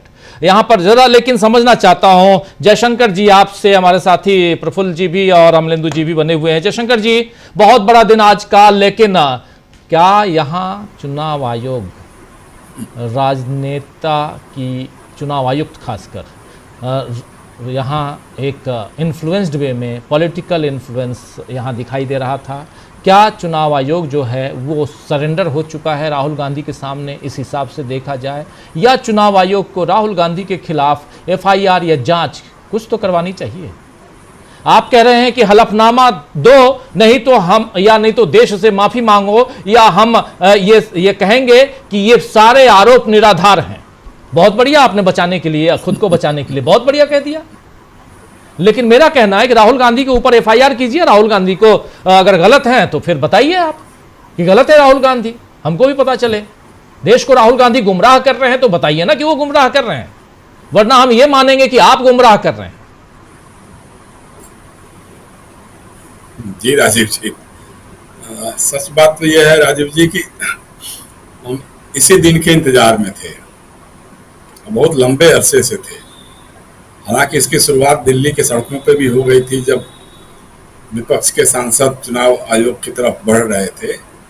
हमको वो दिन याद आने लगा जब डॉक्टर लोहिया कहते थे सड़कें सूनी हो जाएंगी तो संसद आवारा हो जाएगी। मुझे बहुत खुशी है कि अब सड़कें सूनी नहीं हो रही हैं, गुलजार हो रही हैं, और इनकलाब के नारों से गुलजार हो रही हैं, और संसद को आवारा कोई नहीं बना पाएगा। अब तब्दीली आपको दिखाई दे रही होगी। अब न कोई चुनाव आयोग के सामने है, न कोई सुप्रीम कोर्ट के सामने है। अब जो देश की सबसे बड़ी अदालत है वो जनता की अदालत है। अब जनता की अदालत में ही इसका फैसला होगा। और चुनाव आयोग ने जिस तरह से बिहार की अस्मिता को, बिहार के पुरुषार्थ को चुनौती दी है, तो बिहार के लोग इसका जवाब देना जानते हैं। जिस तरह से रास्ते रोके गए, जिस तरह से लोगों को आने से रोकने की कोशिश की गई, ऐसी कोशिशें 70 के दशक में भी हुई थी, लेकिन कभी कामयाब नहीं हो पाई थी। तो ये बात चुनाव आयोग को भी और उनके जो मातृ संगठन भारतीय जनता पार्टी, मैं तो बार बार कहता हूँ ना, शुरू से ही कहता हूँ मैं कि चुनाव आयोग बीजेपी का एक फ्रंटल ऑर्गेनाइजेशन है, उसी को मान करके चलना चाहिए और उसी के हिसाब से वो बात करते हैं। तो आज जो दिखाई दिया है सासाराम में और औरंगाबाद में जो दृश्य दिखाई दिया है, ये सीधा सीधा बिहार की जन क्रांति का एक संदेश है कि लोग, जनता जागरूक हो चुकी है, सड़कों पे उतर आ चुकी है और मानने लगी है, कहने लगी है कि हम तुम्हारे कोशिशों को नाकाम करेंगे, तुम हमारे वोटों की चोरी नहीं कर सकते। अब रह गया सवाल चुनाव आयोग का, जिस तरह से उन्होंने कहा है, भाई हम यही बात हमने भी नोट की थी। आप क्यों हलफनामे का इंतजार कर रहे हैं? अरे सीधे सीधे मुकदमा करिए। कोई राहुल गांधी घर में गुपचुप करके बात तो नहीं कर रहे हैं ना। वो लगातार पब्लिक मीटिंग्स में प्रेस कॉन्फ्रेंस करके डॉक्यूमेंट्री एविडेंस के साथ अपने आरोप रख रहे हैं। आपको लगता है कि वो गलत है तो सीधे सीधे मुकदमा करिए, गिरफ्तार करिए, क्यों दिक्कत है? क्यों आप चाहते हैं कि नहीं हलफनामा देंगे? और वो बात भी सही है भाई, अनुराग ठाकुर से तो आपने एक बार भी नहीं कहा, संबित पात्रा से एक बार भी नहीं कहा, बीजेपी के लोगों से एक बार भी नहीं कहा। उनको कैसे रायबरेली, अमेठी और कहाँ का वायनाड के बारे में वो जो आरोप लगा रहे हैं। अभी कुछ दिनों पहले चुनाव आयोग का आया था ये कि भाई अगर मान लीजिए मतदाता सूचियों में गड़बड़ियां भी हुई, गलतियां हुई हैं, तो इसको समय रहते बताना चाहिए था। भाई गलतियां होती हैं, लेकिन कई बार गलतियां जानबूझ कर की जाती हैं। जब जानबूझ करके गलतियां की गई हों, जिसके बारे में सारे सबूत दिए जा रहे हैं, उसके बावजूद आप चुपचाप बैठे हो, इस तरह से गोलमोल बातें। और आज अच्छा लगा कि कम से कम राजीव कुमार की घटिया शायरी सुनने को नहीं मिली, लेकिन घटिया बातें सुनने को मिली। जिस तरह से ज्ञानेश कुमार जी जो अपना प्रवचन कर रहे थे, कभी उत्तेजित हो जाते थे, कभी उतावले हो जाते थे, और लगता था कि मतलब क्या बात है भाई, आपको चिंता हो रही है। जो SIR के बारे में जो आंकड़े आ रहे हैं, आप कह रहे हैं कि साहब मतदाताओं को हम नहीं होने देंगे। अरे मरे जीवित लोगों को आपने मार दिया, आपने मतदाता सूची से उनके नाम हटा दिए और दिखा दिया कि वो मृत है। राहुल गांधी के साथ वो लोग नाश्ता कर रहे हैं, खाना खा रहे हैं और प्रेस कॉन्फ्रेंस में दिखाई दे रहे हैं। अभी जो दिखाई दिया है कहीं कि बिहार के पिपरा क्षेत्र में एक गांव में 2 ऐसे मकानों के नाम पे 500 से अधिक मतदाता बनाए गए, 500 से ज्यादा मतदाता बनाए गए, जिन गांव का अस्तित्व ही नहीं है, जो कहीं एग्जिस्ट ही नहीं करते हैं गांव, उसके नाम पे आपने बना दिया। इस तरह की इतनी धांधलियां होकर के आ रही हैं। महाराष्ट्र के बारे में तो भाई कोई जवाब ही नहीं बन सकता है आपका जी। बालिग जो जनसंख्या है, वयस्कों की जो पूरे महाराष्ट्र की जनसंख्या है, उससे अधिक मतदाता कैसे हो जाएंगे? ये तो कॉमन जो बहुत ही मिडिल क्लास का छात्र होगा, हाई स्कूल का जो छात्र होगा, वो उसको भी समझ में आएगा कि आबादी से अधिक तो मतदाता नहीं हो सकते हैं। लेकिन हुए इतने 65 लाख लोगों को आपने बिहार में गायब कर दिया, किसी को मार दिया, किसी को कुछ कर दिया। ये सब तो बताना पड़ेगा। अब तो चूंकि सुप्रीम कोर्ट ने कह दिया है कि आपको लिस्ट देनी पड़ेगी, जो 65 लाख जिनके नाम कट गए हैं, चाहे किस कारण से कट गए हैं, वो लिस्ट तो आपको बतानी पड़ेगी। और वीडियो फुटेज के बारे में आप इतना घबरा क्यों रहे हैं भाई? अभी ठीक कह रहे थे हमारे मित्र कि कोई प्रकाश राज का जो ट्वीट था वो भी बड़ा अद्भुत है, बहुत मौजू है कि कोई वो चेंजिंग रूम का वीडियो तो है नहीं जिसकी फुटेज जी। वीडियो डाउन हो गया आपका, जयशंकर जी का वीडियो डाउन हो गया है। लेकिन बहुत इंपॉर्टेंट यहाँ पर बातें, बहुत इंपॉर्टेंट खबरें आप लोगों तक हम पहुँचा रहे हैं। और इस बीच एक ब्रेकिंग खबर आ रही है कि CP राधाकृष्णन जो महाराष्ट्र के इस वक्त राज्यपाल हैं, उसको एनडीए ने अपना उपराष्ट्रपति पद का उम्मीदवार बना लिया है। उपराष्ट्रपति पद का उम्मीदवार CP राधाकृष्णन जो वर्तमान में महाराष्ट्र के उपराज्यपाल हैं, बीजेपी के प्रदेश अध्यक्ष भी रहे उधर केरल के, और कोयंबटूर से वो 2 बार जीते थे, 1998 में और 1999 में लोकसभा का चुनाव जीते थे। सीपी राधाकृष्णन चंद्रपुरम पोन्नुसामी राधाकृष्णन, जन्म हुआ उनका 4 मई 1957 को। एनडीए की तरफ से ये उम्मीदवार रहेंगे, उपराष्ट्रपति के उम्मीदवार रहेंगे सीपी राधाकृष्णन, जो इस वक्त महाराष्ट्र के राज्यपाल हैं। महाराष्ट्र के राज्यपाल हैं, भाजपा के नेता रह चुके हैं, भाजपा के प्रदेश अध्यक्ष केरल में रह चुके हैं, और ये साफ समझ में आता है कि केरल में चूंकि चुनाव है, कोयंबटूर से 2 बार जीते वो, और 1999 और 1998 में, और आप जानते हैं 98-99 उस समय उपचुनाव में जाना पड़ा था देश को, और क्योंकि सरकार अटल बिहारी वाजपेयी की सरकार गिर गई थी 2 बार, और इसलिए यहां पर 98-99 की बात। और इसके बाद अब सीपी राधाकृष्णन जो हैं वो उम्मीदवार बनाए गए हैं, उपराष्ट्रपति पद के उम्मीदवार बनाए गए हैं सीपी राधाकृष्णन। तो सीपी राधाकृष्णन एनडीए की तरफ से, बीजेपी की तरफ से और एनडीए की तरफ से उपराष्ट्रपति पद के उम्मीदवार घोषित कर दिए गए हैं, उपराष्ट्रपति पद के उम्मीदवार घोषित कर दिए गए हैं। जयशंकर जी, जरा एक बार जल्दी से अपना आ जाइए क्लोजिंग कमेंट पे, फिर प्रफुल्ल जी के पास आता हूं। इस बीच आप लोगों के बीच हम ब्रेकिंग खबर लेके आ चुके हैं, और ब्रेकिंग यही है कि सीपी राधाकृष्णन जो महाराष्ट्र के राज्यपाल हैं, उनको उपराष्ट्रपति पद का उम्मीदवार एनडीए ने घोषित कर दिया है। जयशंकर जी, जल्दी से अपनी बात रखिए। नहीं, हमारी बात लगभग आ ही चुकी है जी। मतलब सीधा सीधा ये है कि आप ज्ञानेश कुमार जी कुछ भी कहें, देश की, बिहार की जनता के सामने आपकी करतूतों का पर्दाफाश हो चुका है। लोग जान चुके हैं कि जो लोकसभा का जो 2024 का चुनाव था, आपने धांधली करके चुनाव आयोग ने, केचुआ ने हराया था विपक्ष को। आज राहुल गांधी की सरकार होती केंद्र में। दूसरी तरफ वही कोशिश आपने हरियाणा में की, महाराष्ट्र में की, दिल्ली में की, और बिहार में वही करने जा रहे हैं। और इसके बाद बिहार में अगर आप सब कामयाब हो गए तो यही कोशिश आप पश्चिम बंगाल में करेंगे जी। मतलब ये जो इस तरह से आप चुनाव को जीतने के नाम पे, धांधली के नाम पे, धांधली के जरिए आप उसको हथियाना चाहते हैं, सत्ता में बने रहना चाहते हैं, उसको कम से कम बिहार के लोग तो मंजूर नहीं करेंगे। बाकी हो सकता है अगर जेन्युइन कारणों से बहुत अच्छे आपने काम किए हो, बहुत अच्छा कुछ हो रहा हो, तो लोग अपना दे सकते हैं, जनादेश उनका हो सकता है। लेकिन इस तरह से धांधली करके 65 लाख लोगों को मताधिकार से वंचित करके अगर आप चाहेंगे कि बिहार की सत्ता पे आप दोबारा काबिज हो जाए, तो ये बिहार के लोगों को ना मुमकिन नहीं है, बिहार के लोगों को मंजूर नहीं है। ये बात आज सासाराम में और औरंगाबाद में बिहार के लोगों ने बता दिया है। और हमको लगता है कि जब तक अभी राहुल गांधी और तेजस्वी यादव की यात्रा चलेगी, उसमें यही बात उभर करके आएगी, जगह जगह से उभर करके आएगी। और रोकने की कोशिश मत करिएगा। जिस तरह से आज औरंगाबाद में या सासाराम में कोशिशें हुई हैं, उससे जनता और उद्वेलित होगी और आंदोलित होगी, फिर आपके लिए ठहरने की जगह नहीं मिलेगी।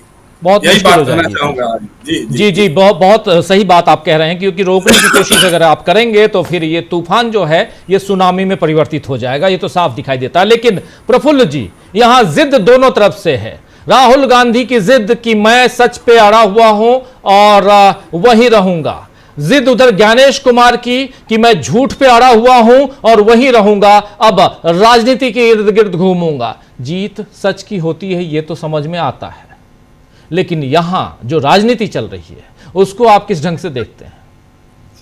देखिए, सभी को प्रणाम, नमस्कार।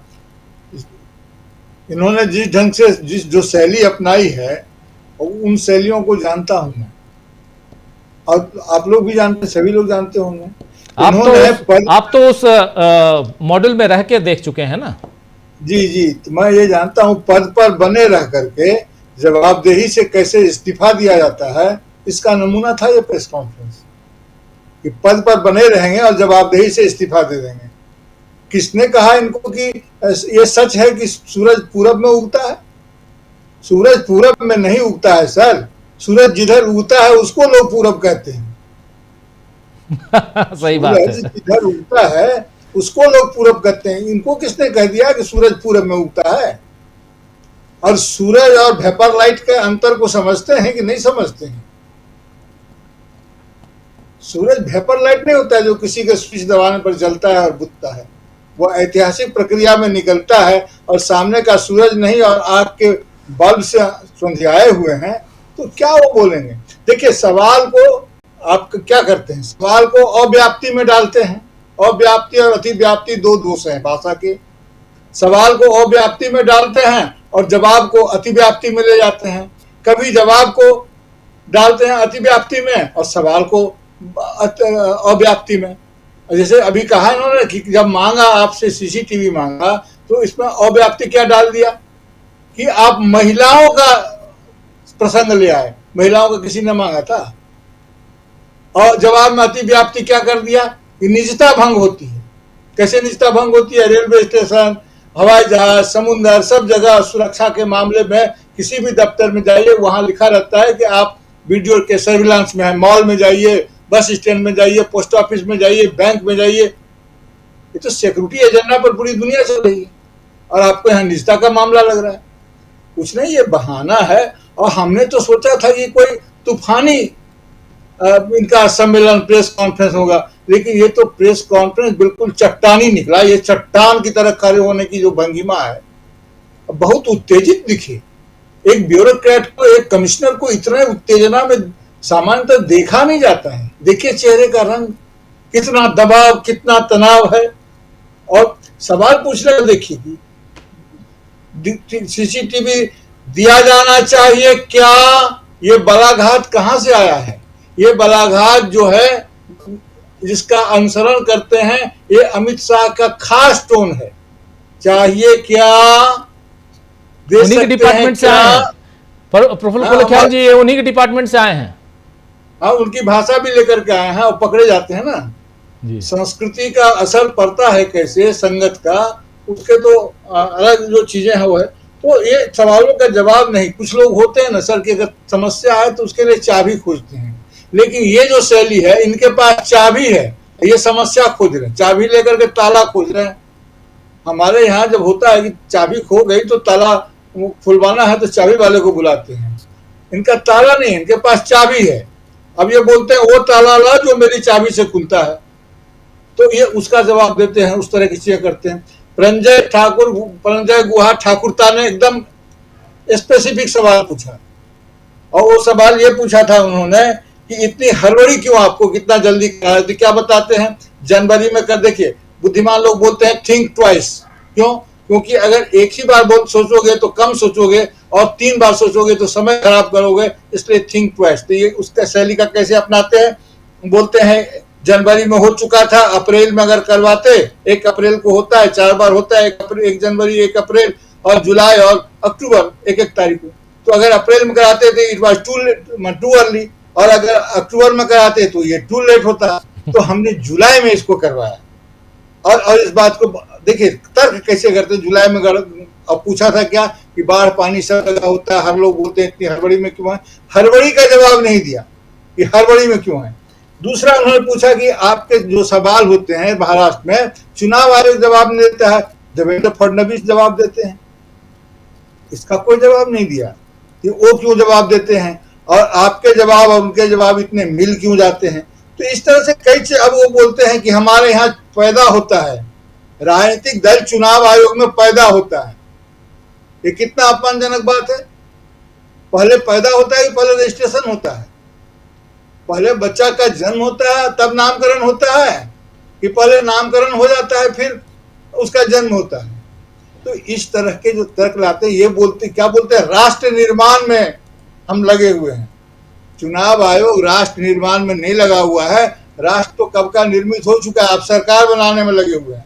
सरकार ठीक ठाक ढंग से बन जाए, चुनाव आयोग का यह काम है। और सरकार जी, प्रफुल्ल जी का वीडियो डाउन हो गया। आज देख रहा हूं कि जो भी बोलने आ रहा है उसका वीडियो एक बार डाउन हो जा रहा है। क्यों हो रहा है मुझे इसकी तहकीकात करनी होगी, लेकिन बहुत महत्वपूर्ण है कि यहाँ पर प्रफुल्ल जी जो बातें कह रहे हैं, 2-3 बहुत महत्वपूर्ण बातें। एक तो ये कि सूरज पूरब में नहीं उगता है, बल्कि सूरज जिधर उगता है उसको पूरब कहते हैं। दूसरी बात, चाबी लेकर आप ताला खोज रहे हैं। दरअसल होता यह है कि ताला है, और उसके लिए उसकी चाबी खोजते हैं हम, और ताले की चाबी अगर खो गई तो आप चाबी बनाने वाले को या तोड़ने वाले को, ताला तोड़ने वाले को बुलाते हैं। लेकिन यहाँ उल्टा हो रहा है, और यहाँ राजीव कुमार के बाद उनके सक्सेसर जो अब ज्ञानेश कुमार उस कुर्सी पर बैठ चुके हैं, आज बहुत ही दबाव में, तनाव में दिखे, और ये साफ दिखाई दिया जब वो बाद में आखिर तक अपनी बात, और आज सबकी बात सुनूंगा, लेकिन सबसे बड़ी चीज की पत्रकारों ने A to Z, किसी ने भी यहां गोदी मीडिया की तरह सवाल नहीं पूछे, सबने वो वाजिब सवाल पूछे जिसका जवाब नहीं दे पाए यहां ज्ञानेश कुमार आखिर जवाब देने भी नहीं आए थे, वो सिर्फ और सिर्फ समय लेने आए थे। राहुल गांधी के इस यात्रा पर अपनी ये इस पीसी को आगे हावी करने की कोशिश, यानी हेडलाइन मैनेजमेंट, यही करने आए थे। जल्दी से आना चाहता हूं, जरा क्लोज कीजिए प्रफुल्ल जी, फिर जल्दी से अमलेंदु जी आपके पास आता हूं जी। बस हमको 50 सेकंड दे दीजिए। जैसे जिस प्रकार से लालू यादव जी ने कहा ना, झुलनिया में धक्का, राही मासूम रजा ने अपने उपन्यास आधा गांव में इसका बहुत बेहतर इस्तेमाल किया है, और ये पलायन के दर्द को बताता है। और खास करके उस समय में जब देश विभाजन हुआ था, उसके साथ ही आधा गांव उनका उपन्यास है, जिन्होंने महाभारत की पूरी पटकथा लिखी थी, राही मासूम रजा। उपन्यास में ये प्रसंग बहुत मार्मिक ढंग से आया हुआ है, और इसका असर पड़ता है। और बिहार में यह ऐसा आजमाया हुआ नुस्खा है जो बिहार के पलायन के दर्द को कैसे उसके एक टीस में बदल देता है, और उस टीस का फिर गीत बनता है। तो ये इसका नमूना है। देखिए, मैं सिर्फ ये कहना चाहता हूँ, समय कम है। ये जब इनसे कहा गया कि टूटा हुआ पहिया, एक पत्रकार ने प्रश्न किया कि टूटा हुआ पहिया लेकर के, ये तुरंत बोल भाषा की स्वच्छता पर आ गए। टूटा हुआ पहिया किसने उठाया था? कर्ण ने उठाया था, और जब फंस गया था तब उठाया था। कर्ण का एक अलग प्रसंग है महाभारत में, जो उसकी वैधता को, उसके औचित्य को अलग ढंग से प्रतिपादित करता है। वहां इनको भाषा की स्वच्छता का टूटा हुआ पहिया में वो दिख जा रहा है। उन्होंने साफ लोग दिया, कहा कि भाषा की स्वच्छता का ख्याल रखिए, भाषा की मर्यादा का ख्याल रखिए। यहाँ स्वच्छता मर्यादा में आ गए वो। जी। तो अपने ये तो लीड क्वेश्चन बोलते हैं, खुद ही क्वेश्चन पूछना और खुद ही उसका जवाब देना, प्री लोडेड क्वेश्चन, अपने उत्तर को सवाल के रूप में पहुंचाना, जिसे लिखा जाना चाहिए सवाल की तरह उसे पेश करते हैं जवाब की तरह, और जो जवाब की तरह है वो बोलते हैं कि कैसे भेदभाव कर सकता है। अरे यही तो मैं पूछ रहा हूँ कि कैसे भेदभाव कर सकता है और नहीं कर रहा है, नहीं किया जाना चाहिए। लेकिन यही पूछते हैं कैसे भेदभाव किया सकते हैं। जवाब आप दीजिए ना, जवाब तो आपको देना, आप किसको पूछ रहे हैं? पत्रकार को पूछ रहे हैं कि कैसे चुनाव आयोग भेदभाव कर सकता है। तो कुल मिलाकर के जो करने आए थे करके गए, कोई खास उम्मीद नहीं, कोई नई बात उन्होंने कही। नई बात सिर्फ यही कही कि पद को पकड़े रह करके जवाबदेही से इस्तीफा देने की स्थिति क्या होती है, उसकी कला क्या है, वो सिखा के गए हैं। आगे लोगों पे भी काम आएगा। जी बिल्कुल आप सही कह रहे हैं, आगे भी काम आएगा। और इस बीच ब्रेकिंग न्यूज आप लोगों तक पहुंचा चुका हूं। एनडीए की तरफ से नाम भी भूल जाता हूं, सीपी राधाकृष्णन जो हैं, ये उम्मीदवार हैं एनडीए की तरफ से, उपराष्ट्रपति पद के उम्मीदवार होंगे। सीपी राधाकृष्णन इस वक्त महाराष्ट्र के राज्यपाल हैं और उस बीजेपी के नेता इससे पहले रह चुके हैं।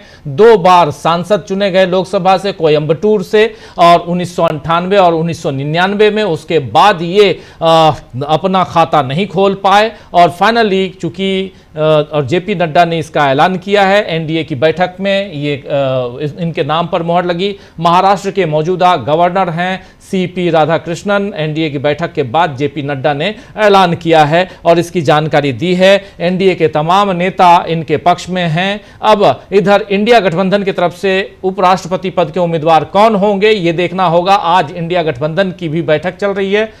मल्लिकार्जुन खड़गे अपने यहाँ बैठक कर रहे हैं, और इस मसले पे अब जल्दी ही इंडिया की गठबंधन की तरफ से इस पर भी सूचना आ जाएगी कि आखिर कौन होगा उपराष्ट्रपति पद का उम्मीदवार। इनको टक्कर देने के लिए कौन मैदान में खड़ा होगा। मौजूदा गवर्नर है महाराष्ट्र के सीपी राधाकृष्णन का नाम अब याद रखिएगा, आने वाले समय में इस पे बहुत चर्चा होगी। लेकिन जल्दी अमलेंदु जी आपके पास भी हम लोग बहुत कुछ, आज बहुत इवेंटफुल डे है, क्या कहा जाए। चुनाव आयोग दिन भर आप देख रहे हैं, चुनाव आयुक्त बनाम राहुल गांधी कहां दिखाई देते हैं? राजीव जी, राहुल गांधी तो खैर बहुत आगे दिखाई देते हैं, लेकिन आज 2 एक चीजें हुई हैं उसकी तरफ गौर करना आवश्यक है। और एक तो राजीव जी ये कि आज की इस प्रेस कॉन्फ्रेंस से मालूम पड़ा कि मोदी जी प्रेस कॉन्फ्रेंस क्यों नहीं करते, क्योंकि अगर मोदी ज्ञानेश कुमार जी की मोदी जी होते तो कैसे सवालों की बौछार हो सकती है, ये मालूम पड़ा। दूसरा ये मालूम पड़ा राजीव जी कि शायद जिसको हम लोग गोदी मीडिया, हम लोग तो नहीं कहते हैं, बाकी लोग कहते हैं गोदी मीडिया, हम लोग तो उसे बंधक मीडिया कहते हैं, वो भी अब जो है राजीव जी मौसम वैज्ञानिक हो गया है और उसे समझ में आने लगा है कि जनता जो वो क्या चाहती है और हवा किस तरफ बह रही है। तो आज जो कड़े सवाल पूछे गए वो सवाल जो थे वो सामने आए। तीसरा राजीव जी जो सबसे कठिन सवाल था वो हम लोगों के पैनलिस्ट साथी हैं मुकेश कुमार सिंह जी, उन्होंने ही पूछा और उन्होंने पूछा कि भाई आप इस शर्मनाक स्थिति क्यों बना रहे हैं। तो ये राजीव जी कुछ एक बड़ी चीजें थी वो। और चौथी चीज जो थी वो आखिर में ज्ञानेश कुमार जी एकदम से भाग खड़े हुए, सवालों की जब बौछार होने लगी तो बस बस बस अब और नहीं करके उन्होंने बात खत्म करी और भागते हुए नजर आए। यानी समझ में आ गया था कि अब जो है चुनाव आयोग की जो कहावत होती है धोती खोलना, वो काम यहाँ होना शुरू हो जाएगा कि इतने सवालों की बौछार होने लगी और सीधे सीधे सवाल पूछे जाने लगे कि जवाब जो है वो देवेंद्र फडणवीस क्यों देते हैं, चुनाव आयोग जवाब क्यों नहीं देता है। इसका कोई जवाब ज्ञानेश कुमार जी के पास नहीं था। तो ये राजीव जी समझ में आया। आज राहुल गांधी ने जो राजीव जी शुरू किया, ये निश्चित तौर पर एक कहा जाए कि सड़कें जो हैं अब वो जवाब दे रही है, ये इसका शुरुआत हो गई आज से। संसद जवाब दे रही है, संसद से लेकर सड़क तक जवाब दिया जा रहा है। संसद से शुरुआत हुई, सारे विपक्षी दलों के सांसद जो थे लोकसभा राज्यसभा के वो निकले सड़क पर और चुनाव तक जाने लगे और उनको सबको गिरफ्तार किया गया। 78 सालों में पहली बार हुआ कि पूरा का पूरा विपक्ष जो है वो नरेंद्र मोदी जी ने गिरफ्तार करवा लिया। ये 78 सालों में पहली बार हुआ। लेकिन सड़कें सूनी नहीं रहेंगी, ये जवाब मिलना शुरू हो गया। सड़कों पर अब लोग निकल रहे हैं। तो सड़क से लेकर संसद तक ना चुनाव आयोग को चैन से बैठने दिया जाएगा और ना जो चोरी के वोटों से बने हुए प्रधानमंत्री नरेंद्र मोदी उनको चैन से बैठने दिया जाएगा। अब राजीव की एक तुक मिलाई गई है उपराष्ट्रपति पद के लिए सीपी राधाकृष्णन। तो डॉक्टर सर्वपल्ली राधाकृष्णन के नाम का सहारा लेकर के कि हमारे पास भी राधाकृष्णन है। अरे भाई तुम्हारे पास गांधी के बदले तुम ले आए थे मेनका गांधी और अरुण गांधी को। अब तुम जो है वो नेहरू के नाम पर किसको ले आए थे, अरुण नेहरू को। अब यार राधाकृष्णन के नाम पर जो तुम ले आए सीपी राधाकृष्णन को। तो आखिर कब तक इस तरीके से तुकबंदी में जाकर काम चलाते रहोगे? कभी भाई अपने कायदे का नाम का आदमी तो कम से कम एक तैयार कर लो। 100 साल का आरएसएस होने को हो गया और अभी तक एक कायदे का आदमी अपने नाम अपना जो है तैयार नहीं कर पाता है। नरेंद्र मोदी के बाद में एक बड़ा खुलासा हो रहा है कि नरेंद्र मोदी पहले कांग्रेस के मेंबर थे और इनको निकाला गया था कांग्रेस से। आरएसएस ने उनका विरोध किया था इनको कांग्रेस में लेने के लिए कि ये आदमी विश्वसनीय नहीं है। इस तरह की चर्चा भी चल रही है राजीव जी। अब आरएसएस खंडन करे इस बात का या नरेंद्र मोदी खंडन करे कि नरेंद्र मोदी पहले कांग्रेस ही नहीं रहे। तो अब ये बहुत सारी चीजें चल रही। तो आरएसएस को इस पर ध्यान देना चाहिए कि 100 कायदे का एक तो स्वयं सेवक ऐसा तैयार कर लेते जो किसी दूसरे के नाम उधार ना लेना पड़ता। जी राजीव जी जी चलिए, सलाह आपने अच्छी दी है लेकिन सलाहों पे अमल करने की आदत नहीं है बीजेपी को, आप जानते हैं, चाहे आरएसएस को। और इसीलिए तो राहुल गांधी अपनी बातें रखते हैं। ज़रा आप जल्दी अब जरा एक 2 मिनट में अपनी बात खत्म करेंगे। 20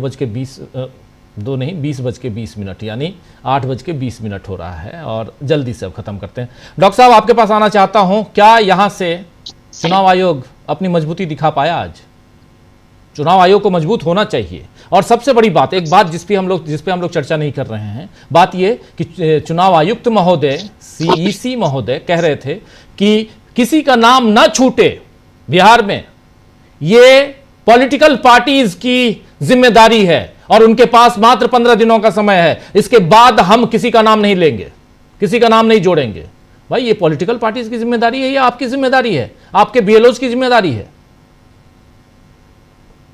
देखिए, ये सरकार अपनी जिम्मेदारियों से भागती रही है तो अब चुनाव आयोग भी उसी के रास्ते पर चल रहा है, अपनी जिम्मेदारियों से भागने का काम करता है।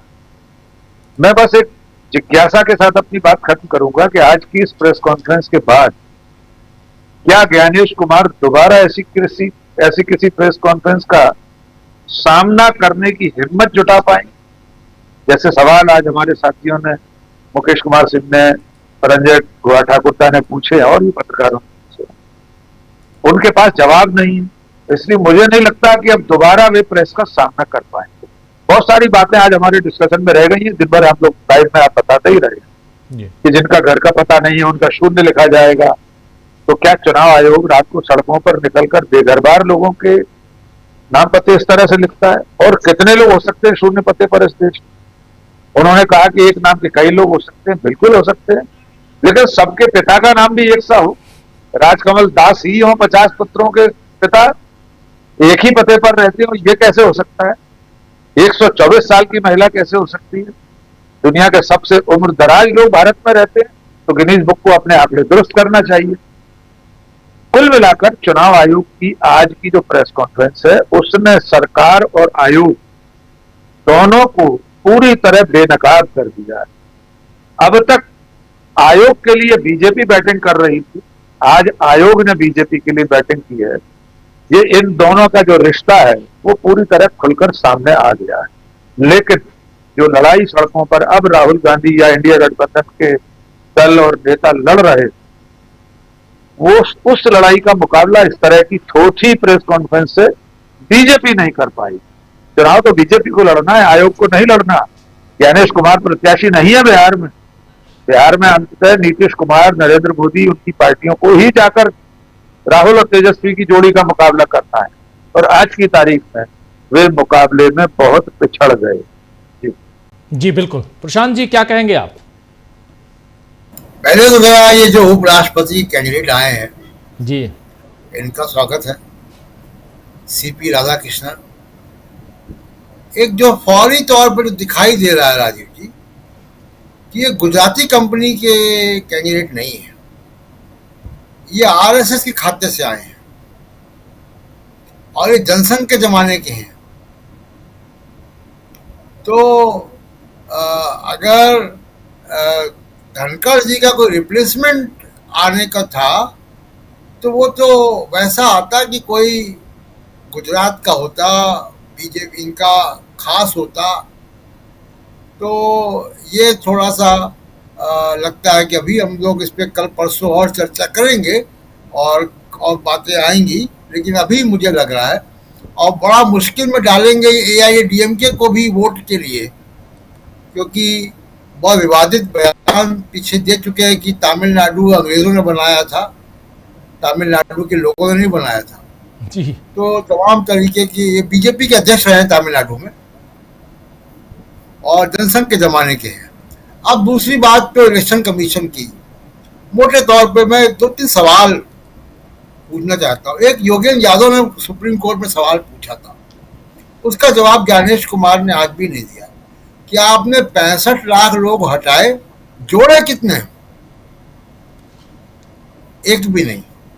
एक सवाल वहां आया विदेशी नागरिकों का, जिसके लिए आपने पूरा एसआईआर किया, कोई जवाब नहीं दिया उसका। 22 लाख लोगों को आपने कहा कि जो जनवरी में आपने लिस्ट जारी की, और सवाल ये आया कि 22 लाख लोगों को आपने मृत घोषित कर दिया। तो ये उन्होंने कहा कि ये बहुत कई सालों से चले आ रहे थे, जिनको अब आइडेंटिफाई किया गया। यानी ये 22 लाख जो मृत लोग हैं चुनाव आयोग के हिसाब से, इन्होंने 2024 में वोट किया है लोकसभा इलेक्शन में। किसने वोट डाले इनके? ये घोटाले यहाँ पे हैं, इनके जवाब नहीं दे पाए वो। उसके बाद आप देखिए कि जो एक बता रहे हैं कि बीएलओ कैसे काम करता है, एसडीएम कैसे काम करता है, डिस्ट्रिक्ट मजिस्ट्रेट कैसे काम करता है, ये तो सब लोग जानते हैं। अच्छा खासा समय तो उन्होंने इसमें बिता दिया। तो आज की प्रेस कॉन्फ्रेंस में जिसको कहा जाए कि उल्टा पड़ गया जी, मीर शब्दों में कि उल्टी पड़ गई सब तदबीरें, कुछ दवा ने काम किया। तो आज जो इनको लाया गया जिस पर्पस के लिए, वो पर्पस सॉल्व होने की जगह वो और बिगड़ गया काम। जी राजी जी बिल्कुल बिल्कुल। आप क्या कहेंगे जयशंकर जी? क्या यहाँ पर अब ग्रिप जो है वो राहुल गांधी की जो है वो मजबूत होते हुए देख रहे हैं, या चुनाव आयोग यहाँ से अपना ओपनिंग जो है उनकी वो कुछ खास है? ये उम्मीद इसलिए, क्योंकि ये सवाल बहुत गंभीर सवाल है। गंभीर इसलिए है क्योंकि चुनाव आयोग खुलकर सत्ता पक्ष की बैटिंग करता हुआ दिखाई दिया आज। राजीव जी, वो क्यों नहीं करें? सीधी सी बात है कि अगर वो भाजपा के फ्रंटल ऑर्गेनाइजेशन हैं, बन चुके हैं, तो उनका कर्तव्य है, ये दायित्व है कि उनको ये करना चाहिए काम। हम जो हैं, आज के जो ज्ञानेश कुमार जी का प्रेस कॉन्फ्रेंस है, मैं एक शेर के जरिए पूछना चाहूँगा। बहुत पहले का ये शेर है, काफ़ी जगहों पे इस्तेमाल होता रहा है। तो इधर उधर की न बात कर, ये बता कि काफिला क्यों लुटा। उसको आप इस रूप में भी कह सकते हैं, तो इधर उधर की न बात कर, ये बता कि वोट कैसे लुटे। मेरा रहजनों से गिला नहीं, तेरी रहजनी का सवाल है। उसी का जवाब भी है, उसमें हमने थोड़ा जोड़ दिया। मैं बताऊं काफिला क्यों लुटा, मैं बताऊं कि वोट क्यों लुटे, तेरा रहजनों से था वास्ता। मुझे रहजनों से गिला नहीं, तेरी रहबरी का मलाल है। मैं बार बार कहता हूं कि चुनाव आयोग पूरी तरह से एक्सपोज हो चुका है, उसका पर्दाफाश हो चुका है। अब वो चाहे वो प्रेस कॉन्फ्रेंस करे चाहे ना करे, भाई है हिम्मत अगर ज्ञानेश कुमार जी, तो राहुल गांधी तेजस्वी निकल चुके हैं मैदान में, आप गिरफ्तार करके देख लीजिए। वो नहीं माफी मांगेंगे। वो कोई आरएसएस के लोग हैं क्या? वो कोई हिंदू महासभा के लोग हैं क्या जो माफी मांग लेंगे? आरएसएस के लोगों को हमने इमरजेंसी में भी माफी मांगते देखा है, आजादी के लड़ाई के दौरान भी माफी मांगते हुए देखा है। तो उनसे आप राहुल गांधी की तुलना मत करिए भाई, जिसके दादा परदादा वर्षों वर्षों जेल बिता चुके हैं, जेलों में बिता चुके हैं। इसलिए आपके अगर हिम्मत है, हलफनामा क्यों मांग रहे हैं आप बार बार? हलफनामा मांगना है तो अनुराग ठाकुर से भी मांगिए। और जैसे अभी प्रशांत बता रहे थे, देखिए एक एक बातें इसमें इतनी उभर करके आ रही हैं, निकल करके आ रही हैं, तो पूरा दिल निकल जाएगा इसी पर चर्चा करते हुए कि SIR में कितनी खामियां हो रही हैं, या हरियाणा में आपने क्या किया, महाराष्ट्र में आपने क्या किया, दिल्ली में आपने क्या किया, बिहार में क्या करने जा रहे हैं, क्या कर चुके हैं आप अभी तक। तो उस पर तो लंबी बहस हो सकती है, लेकिन सीधी सी बात यह है कि जनता आपको जान चुकी है, आपके बारे में पूरी तरह से आपकी पहचान घोषित हो चुकी है। आप भाजपा के लिए काम कर रहे हैं, आप खुल करके करिए, कहिए हाँ जी हम बैटिंग कर रहे हैं मोदी जी के लिए, हाँ हम कर रहे हैं नीतीश कुमार के लिए, उनकी पार्टी, उनके NDA के लिए हम काम कर रहे हैं। चलिए ठीक है, जनता आपसे भी लड़ लेगी। भाई बिहार के लोगों के पुरुषार्थ को ललकारने की कोशिश मत करिए ज्ञानेश कुमार जी, क्योंकि लोग अगर जग गए ना तो फिर आप कहीं दिखेंगे नहीं, और आपके आका लोग भी नहीं दिखेंगे जो यहाँ बैठ करके लाल किले से अल्लबल कुछ भी बोल जाते हैं। तो इसलिए मैं बता रहा हूँ राजीव जी, मैं आज बहुत प्रसन्न हूँ कि जो हम चाहते थे आज हमने बिहार की सड़कों पे देख लिया। दिल्ली की सड़क पर भी दिखी थी वो बात, लेकिन अब ये देश भर में जिस तरह से मसाल जुलूसे निकाला लोगों ने, शुरू कर दिया धरना प्रदर्शन, ये काम अगर और आगे बढ़ेगा और जितना ये लोग करेंगे, इस तरह की प्रेस कॉन्फ्रेंस से आप क्या रोक सकते हैं? क्या आप सोचेंगे कि एक खबर को चला करके दूसरी खबर को आप काट देंगे? ऐसा संभव है क्या? अगर लोग जनता के बीच में जाना शुरू कर देंगे, हमने वो दौर देखा है बहुत बार, रामलीला मैदान पे किस तरह से किसी रैली को फ्लॉप करने के लिए बाबी फिल्म चला दी गई थी, लेकिन ऐसा कहीं कुछ होता है क्या? तो वो सब नहीं हो सकता है भाई। वो ज्ञानेश कुमार की क्या हैसियत है, क्या है? जब जनता सामने आ जाएगी, सिंहासन खाली करो की जनता आती है। अब जनता सड़क पे आ गई है, अब आप अपना रास्ता खोजिए कुछ और, क्योंकि चुनाव में अगर यही जनाक्रोश उस ढंग से पहुंच जाएगा जो पहुंचने में कोई ये नहीं है, कोई सत्य संदेह की बातें गुंजाइश नहीं है। लेकिन जिस तरह से लोग निकल करके आ रहे हैं, अब आपकी करतूतों का भंडाफोड़ हो चुका है। अब वो जैसे कहा ना प्रशांत ने, उल्टी पड़ गई सब तदबीरें, तो अब वो सब कोई तदबीर काम करने वाली नहीं है। जनता सड़क पे आ चुकी है, अब उसका स्वागत करिए और कहिए कि हमसे गलतियां हुई हैं और हम उन गलतियों को सुधार करेंगे। अगर थोड़ी बहुत भी आपके अंदर कुछ बचा हुआ है तो, और नहीं है तो फिर ठीक है, जनता अपना फैसला कर लेगी।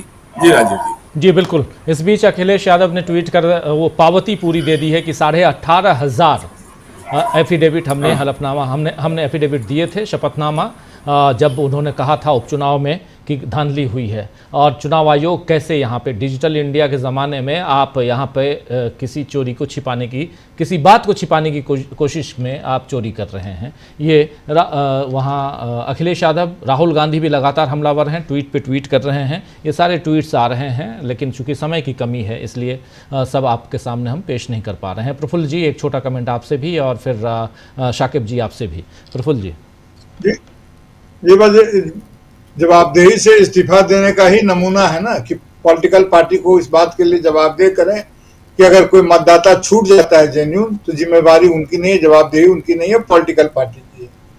तो ये उसी का नमूना है। और जिस तरह से SIR 2-4 ठो और हुआ ना उनके नेतृत्व में, तो बिहार तो जनशून्य हो जाएगा। 65 लाख एक बार में आबादी खत्म हो जाएगी, आबादी खत्म हो जाएगी। और दूसरी बात की, हमारे एक बहुत महत्वपूर्ण कवि मुक्तिबोध हुआ करते थे, वो अक्सर पूछते थे लोगों से, पार्टनर तुम्हारी पॉलिटिक्स क्या है? छत्तीसगढ़ के पॉलिटिक्स इतनी समझना जरूरी है कि आखिर भाई साहब आपकी पॉलिटिक्स क्या है। इतने तनाव और इतने दबाव में आप दिखते हैं, ब्यूरोक्रेट के चेहरे पर इतना दबाव, इतना दबाव शोभा नहीं देता हुजूर। आपके दबाव और तनाव कहीं और से आ रहे हैं। कितनी उम्मीद रही होगी देश को जब आप बने होंगे कि आप देश का कल्याण करेंगे, लेकिन फिर मुक्तिबोध याद आते हैं। कभी आपको सालता नहीं है कि जिंदगी क्या दिया, क्या जिया, लिया बहुत बहुत ज्यादा, दिया बहुत बहुत कम, और वो भी विषैला। इसी के लिए इतने उच्च पद पर इतनी ऊंची पढ़ाई किए थे, इसी के लिए भारत खुशी हुई थी कि स्टील फ्रेम में आप जा रहे हैं, इतने बड़े अफसर बन रहे हैं। अगर यही करना था तो खुला हुआ था ना मैदान। बहरहाल आप समय कम है सर, फिर कभी। आत्मा मरती नहीं है, लेकिन इनकी आत्मा जमीर सब मर चुकी है। चलिए खैर, शाकिब जी जी बिहार कितना तैयार है? बिहार कितना तैयार है 1300 किलोमीटर की यात्रा के लिए, जिसमें से शुरुआत हो चुकी है आज पहले दिन? हाँ, आवाज आ रही है आपकी। जी देखिए राजीव भाई, इससे पहले कि टाइम खत्म हो जाए, जब डॉक्टर राकेश सर आए थे, उनके यहाँ लाइट नहीं थी, तो मुझे एक शेर याद आ रहा था। मुझे लग रहा था मैं उस वक्त सुना दूं, लेकिन मुझे मौका नहीं मिला। मैं डॉक्टर राकेश सर के लिए एक शेर बस पढ़ देता हूं कि सूरज हूं रोशनी की रमक छोड़ जाऊंगा, अगर डूब भी गया तो शफक छोड़ जाऊंगा। ये उस वक्त मुझे याद आया था सर के लिए। लेकिन चलिए, ये यात्रा आप देखेंगे राजीव भाई, इस यात्रा को अभी आज का तो शुरुआत है, अभी तो बिस्मिल्लाह हुई है, शुभारंभ जिसको हम लोग बोलते हैं, श्री गणेश जी। आज ये जलवा है। जब रात है ऐसी मतवाली, तो सुबह का आलम क्या होगा, इसको आप देखते जाइए जैसे जैसे ये यात्रा आगे बढ़ेगी। और ये पूरा शाहबाद मगध का बेल्ट होते हुए ये अंग प्रदेश जो हम लोगों का है, और उसके बाद फिर कोसी सीमांचल होते हुए तिरहुत, चंपारण, सारण, ये पूरा परमंडल जो इलाका है। और ये मूलतः मैं आपको एक और बात बता देता हूं, कल अगर कभी फिर इस पर चर्चा करने का मौका मिला तो मैं और थोड़ा विस्तार से बताऊंगा। ये पूरा जो बेल्ट है राजीव भाई, ये पूरा नीतीश कुमार का डोमिनेटेड बेल्ट माना जाता है, जहां से ये यात्रा गुजरने वाली है। तो आप अगर पता कर सकते हैं तो पता करिए, इस यात्रा से भाजपा से ज्यादा बेचैनी नीतीश कुमार के खेमे में है। जनता दल यूनाइटेड का जो पिछड़ा नेतृत्व है, उसके अंदर में इस यात्रा से बहुत ज्यादा बेचैनी है इसको लेकर के, क्योंकि देखिए उन्होंने ये रियलाइज कर लिया है कि उनके वोट्स कटे हैं। यानी बड़ी संख्या में नीतीश कुमार के जो अति पिछड़ा वोटर्स कहे जाते हैं, उनको काटा गया है। 65 लाख लोगों की सूची में बड़ी संख्या में उनके नाम आए हैं। ये बात वो जान रहे हैं। ये एक अलग होता है कि है ना, सांप छुछुंदर वाला खेल के ना उगलते बन रहा है ना निगलते बन रहा है, या वो बोल भी नहीं पा रहे हैं और उसको वो नकार भी नहीं पा रहे। यही वजह है कि जदयू ने 34 कोऑर्डिनेटर बनाए हैं जिलावार, अपने लोगों को तैयार किए कि आप ध्यान रखिए कि आपका जो कोई वोटर है, कोर वोटर है, वो छूट ना जाए और आप उसको जुड़वाइए, खड़े होकर के जुड़वाइए। तो ये तमाम चीजें राजीव भाई फिर चर्चा में कल जुड़ते हैं। बिल्कुल कल बात करेंगे इस पे, बिल्कुल बहुत विस्तार से चर्चा करेंगे। अमलेंदु जी, चलते चलते क्या कहेंगे जी? डॉक्टर साहब, पहले डॉक्टर साहब कुछ जोड़ना चाह रहे हैं जी? नहीं, कुछ नहीं, शाकिब को बहुत शुक्रिया अदा करना है आपको। आपके बहुत शुक्रिया सर, बहुत शुक्रिया नवाजिश। मैं अमलेंदु भैया के लिए एक लाइन बोल रहा हूँ। अभी उन्होंने मुझे एक आइडिया दे दिया कि नाम ये बदल देते हैं। मैं सोच रहा हूँ मैं अपना नाम शकेब प्रसाद मुखर्जी करके भाजपा में शामिल हो जाऊं, शायद कहीं का गवर्नर बन जाऊंगा। मैं वो शेर पूरा कर देता हूँ, इकबाल साजिद का शेर की गजल है लंबी। सूरज हूँ जिंदगी की रमक छोड़ जाऊंगा, मैं डूब भी गया तो शफक छोड़ जाऊंगा, एक रोशनी की मौत मरूंगा जमीन पर, जीने का इस जहान में हक छोड़ जाऊंगा। लंबी गजल है, मैं इसका इस्तेमाल बहुत पहले कर चुका हूं जी। बहुत शुक्रिया साकिब भाई जी। अमलेंदु जी, चलते चलते राजीव जी जब सब शेर ही सुना रहे हैं तो चलते चलते मैं भी एक शेर सुना देता हूँ कि गुजरे हैं हम नील से 100 बार सलामत, दरिया ने रास्ता हमें हर बार दिया है। तो यहाँ राजीव जी ये धरती जो है नरेंद्र मोदी और आरएसएस पहचान नहीं पाए, क्योंकि अगर आजादी की लड़ाई में इन्होंने हिस्सा लिया होता तो इस देश की जो असली ताकत है इसको ये समझते कि यहाँ ना अंग्रेजों को बर्दाश्त किया गया और ना इन काले अंग्रेजों को बर्दाश्त किया जाएगा। ये जो लोकतंत्र को हड़पना चाहते हैं, इस देश की आत्मा को जो नष्ट करना चाहते हैं, इनको यहाँ की जनता करारा जवाब देगी। और जैसे गोरे अंग्रेज भगाए गए थे, ऐसे ही काले अंग्रेज जो हैं, जो चोरी से सत्ता पर बैठे हुए हैं, उनको जनता नीचे उखाड़ फेंकेगी। अगर आपके अंदर क्षमता है, बादल जो राजार जो है वो बादल में छिप सकता है, अगर इतनी आपके अंदर क्षमता है तो समझिए कि सड़कें अब क्या बोल रही हैं। और सड़कों से राजीव जी कोई भी तानाशाह निपट नहीं पाया है, पूरी दुनिया का इतिहास है, भारत का ही नहीं। सड़कें जब बोलती हैं तो अच्छे अच्छे तानाशाह जो हैं वो धराशायी हो जाते हैं। ये बात समझनी होगी। बिल्कुल बिल्कुल, तानाशाह और तानाशाही की ओर बढ़ता हुआ देश, और उसको आप लोग देख रहे हैं, समझ रहे होंगे। लेकिन उम्मीद की किरण वहाँ से बिहार के सासाराम से दिखाई दे रही है। और पक्ष रहे विपक्ष रहे, चाहे राहुल गांधी रहें या नरेंद्र मोदी रहें, लेकिन देश के लिए अगर कोई ठीक काम करेगा तो उसकी तारीफ होगी। सवाल पूछे गए आज पत्रकारों से के ज़रिए, लेकिन ज्ञानेश कुमार जी ज्ञान बांटने में लग गए और सवालों का जवाब नहीं दे पाए, इसलिए क्योंकि बहुत ज़्यादा प्रेशर में नज़र आ रहे थे। वो साफ दिखाई दे रहा था, बहुत तनाव में थे, बहुत टेंशन में थे कि आज की नींद, आज की रात ठीक से गुजरेगी कि नहीं गुजरेगी, क्योंकि किसी और का लग रहा था कि तलवार किसी और की उनके सिर पे लटकी हुई है और जवाब देना है, आकर प्रेस कॉन्फ्रेंस करनी है। इतने दिनों से प्रेस कॉन्फ्रेंस से बच रहे थे, भाग रहे थे। आप ही में से किसी ने कहा कि आगे कब वो प्रेस कॉन्फ्रेंस करेंगे, इसका भी इंतज़ार रहेगा। चलिए, ये इंतज़ार भी हम करेंगे कि आगे कब करते हैं ज्ञानेश कुमार जी प्रेस कॉन्फ्रेंस। शायद बिहार चुनाव की घोषणा के समय करें, लेकिन उसके अलावा वो कुछ भी कहने करने के काबिल नज़र नहीं आ रहे हैं।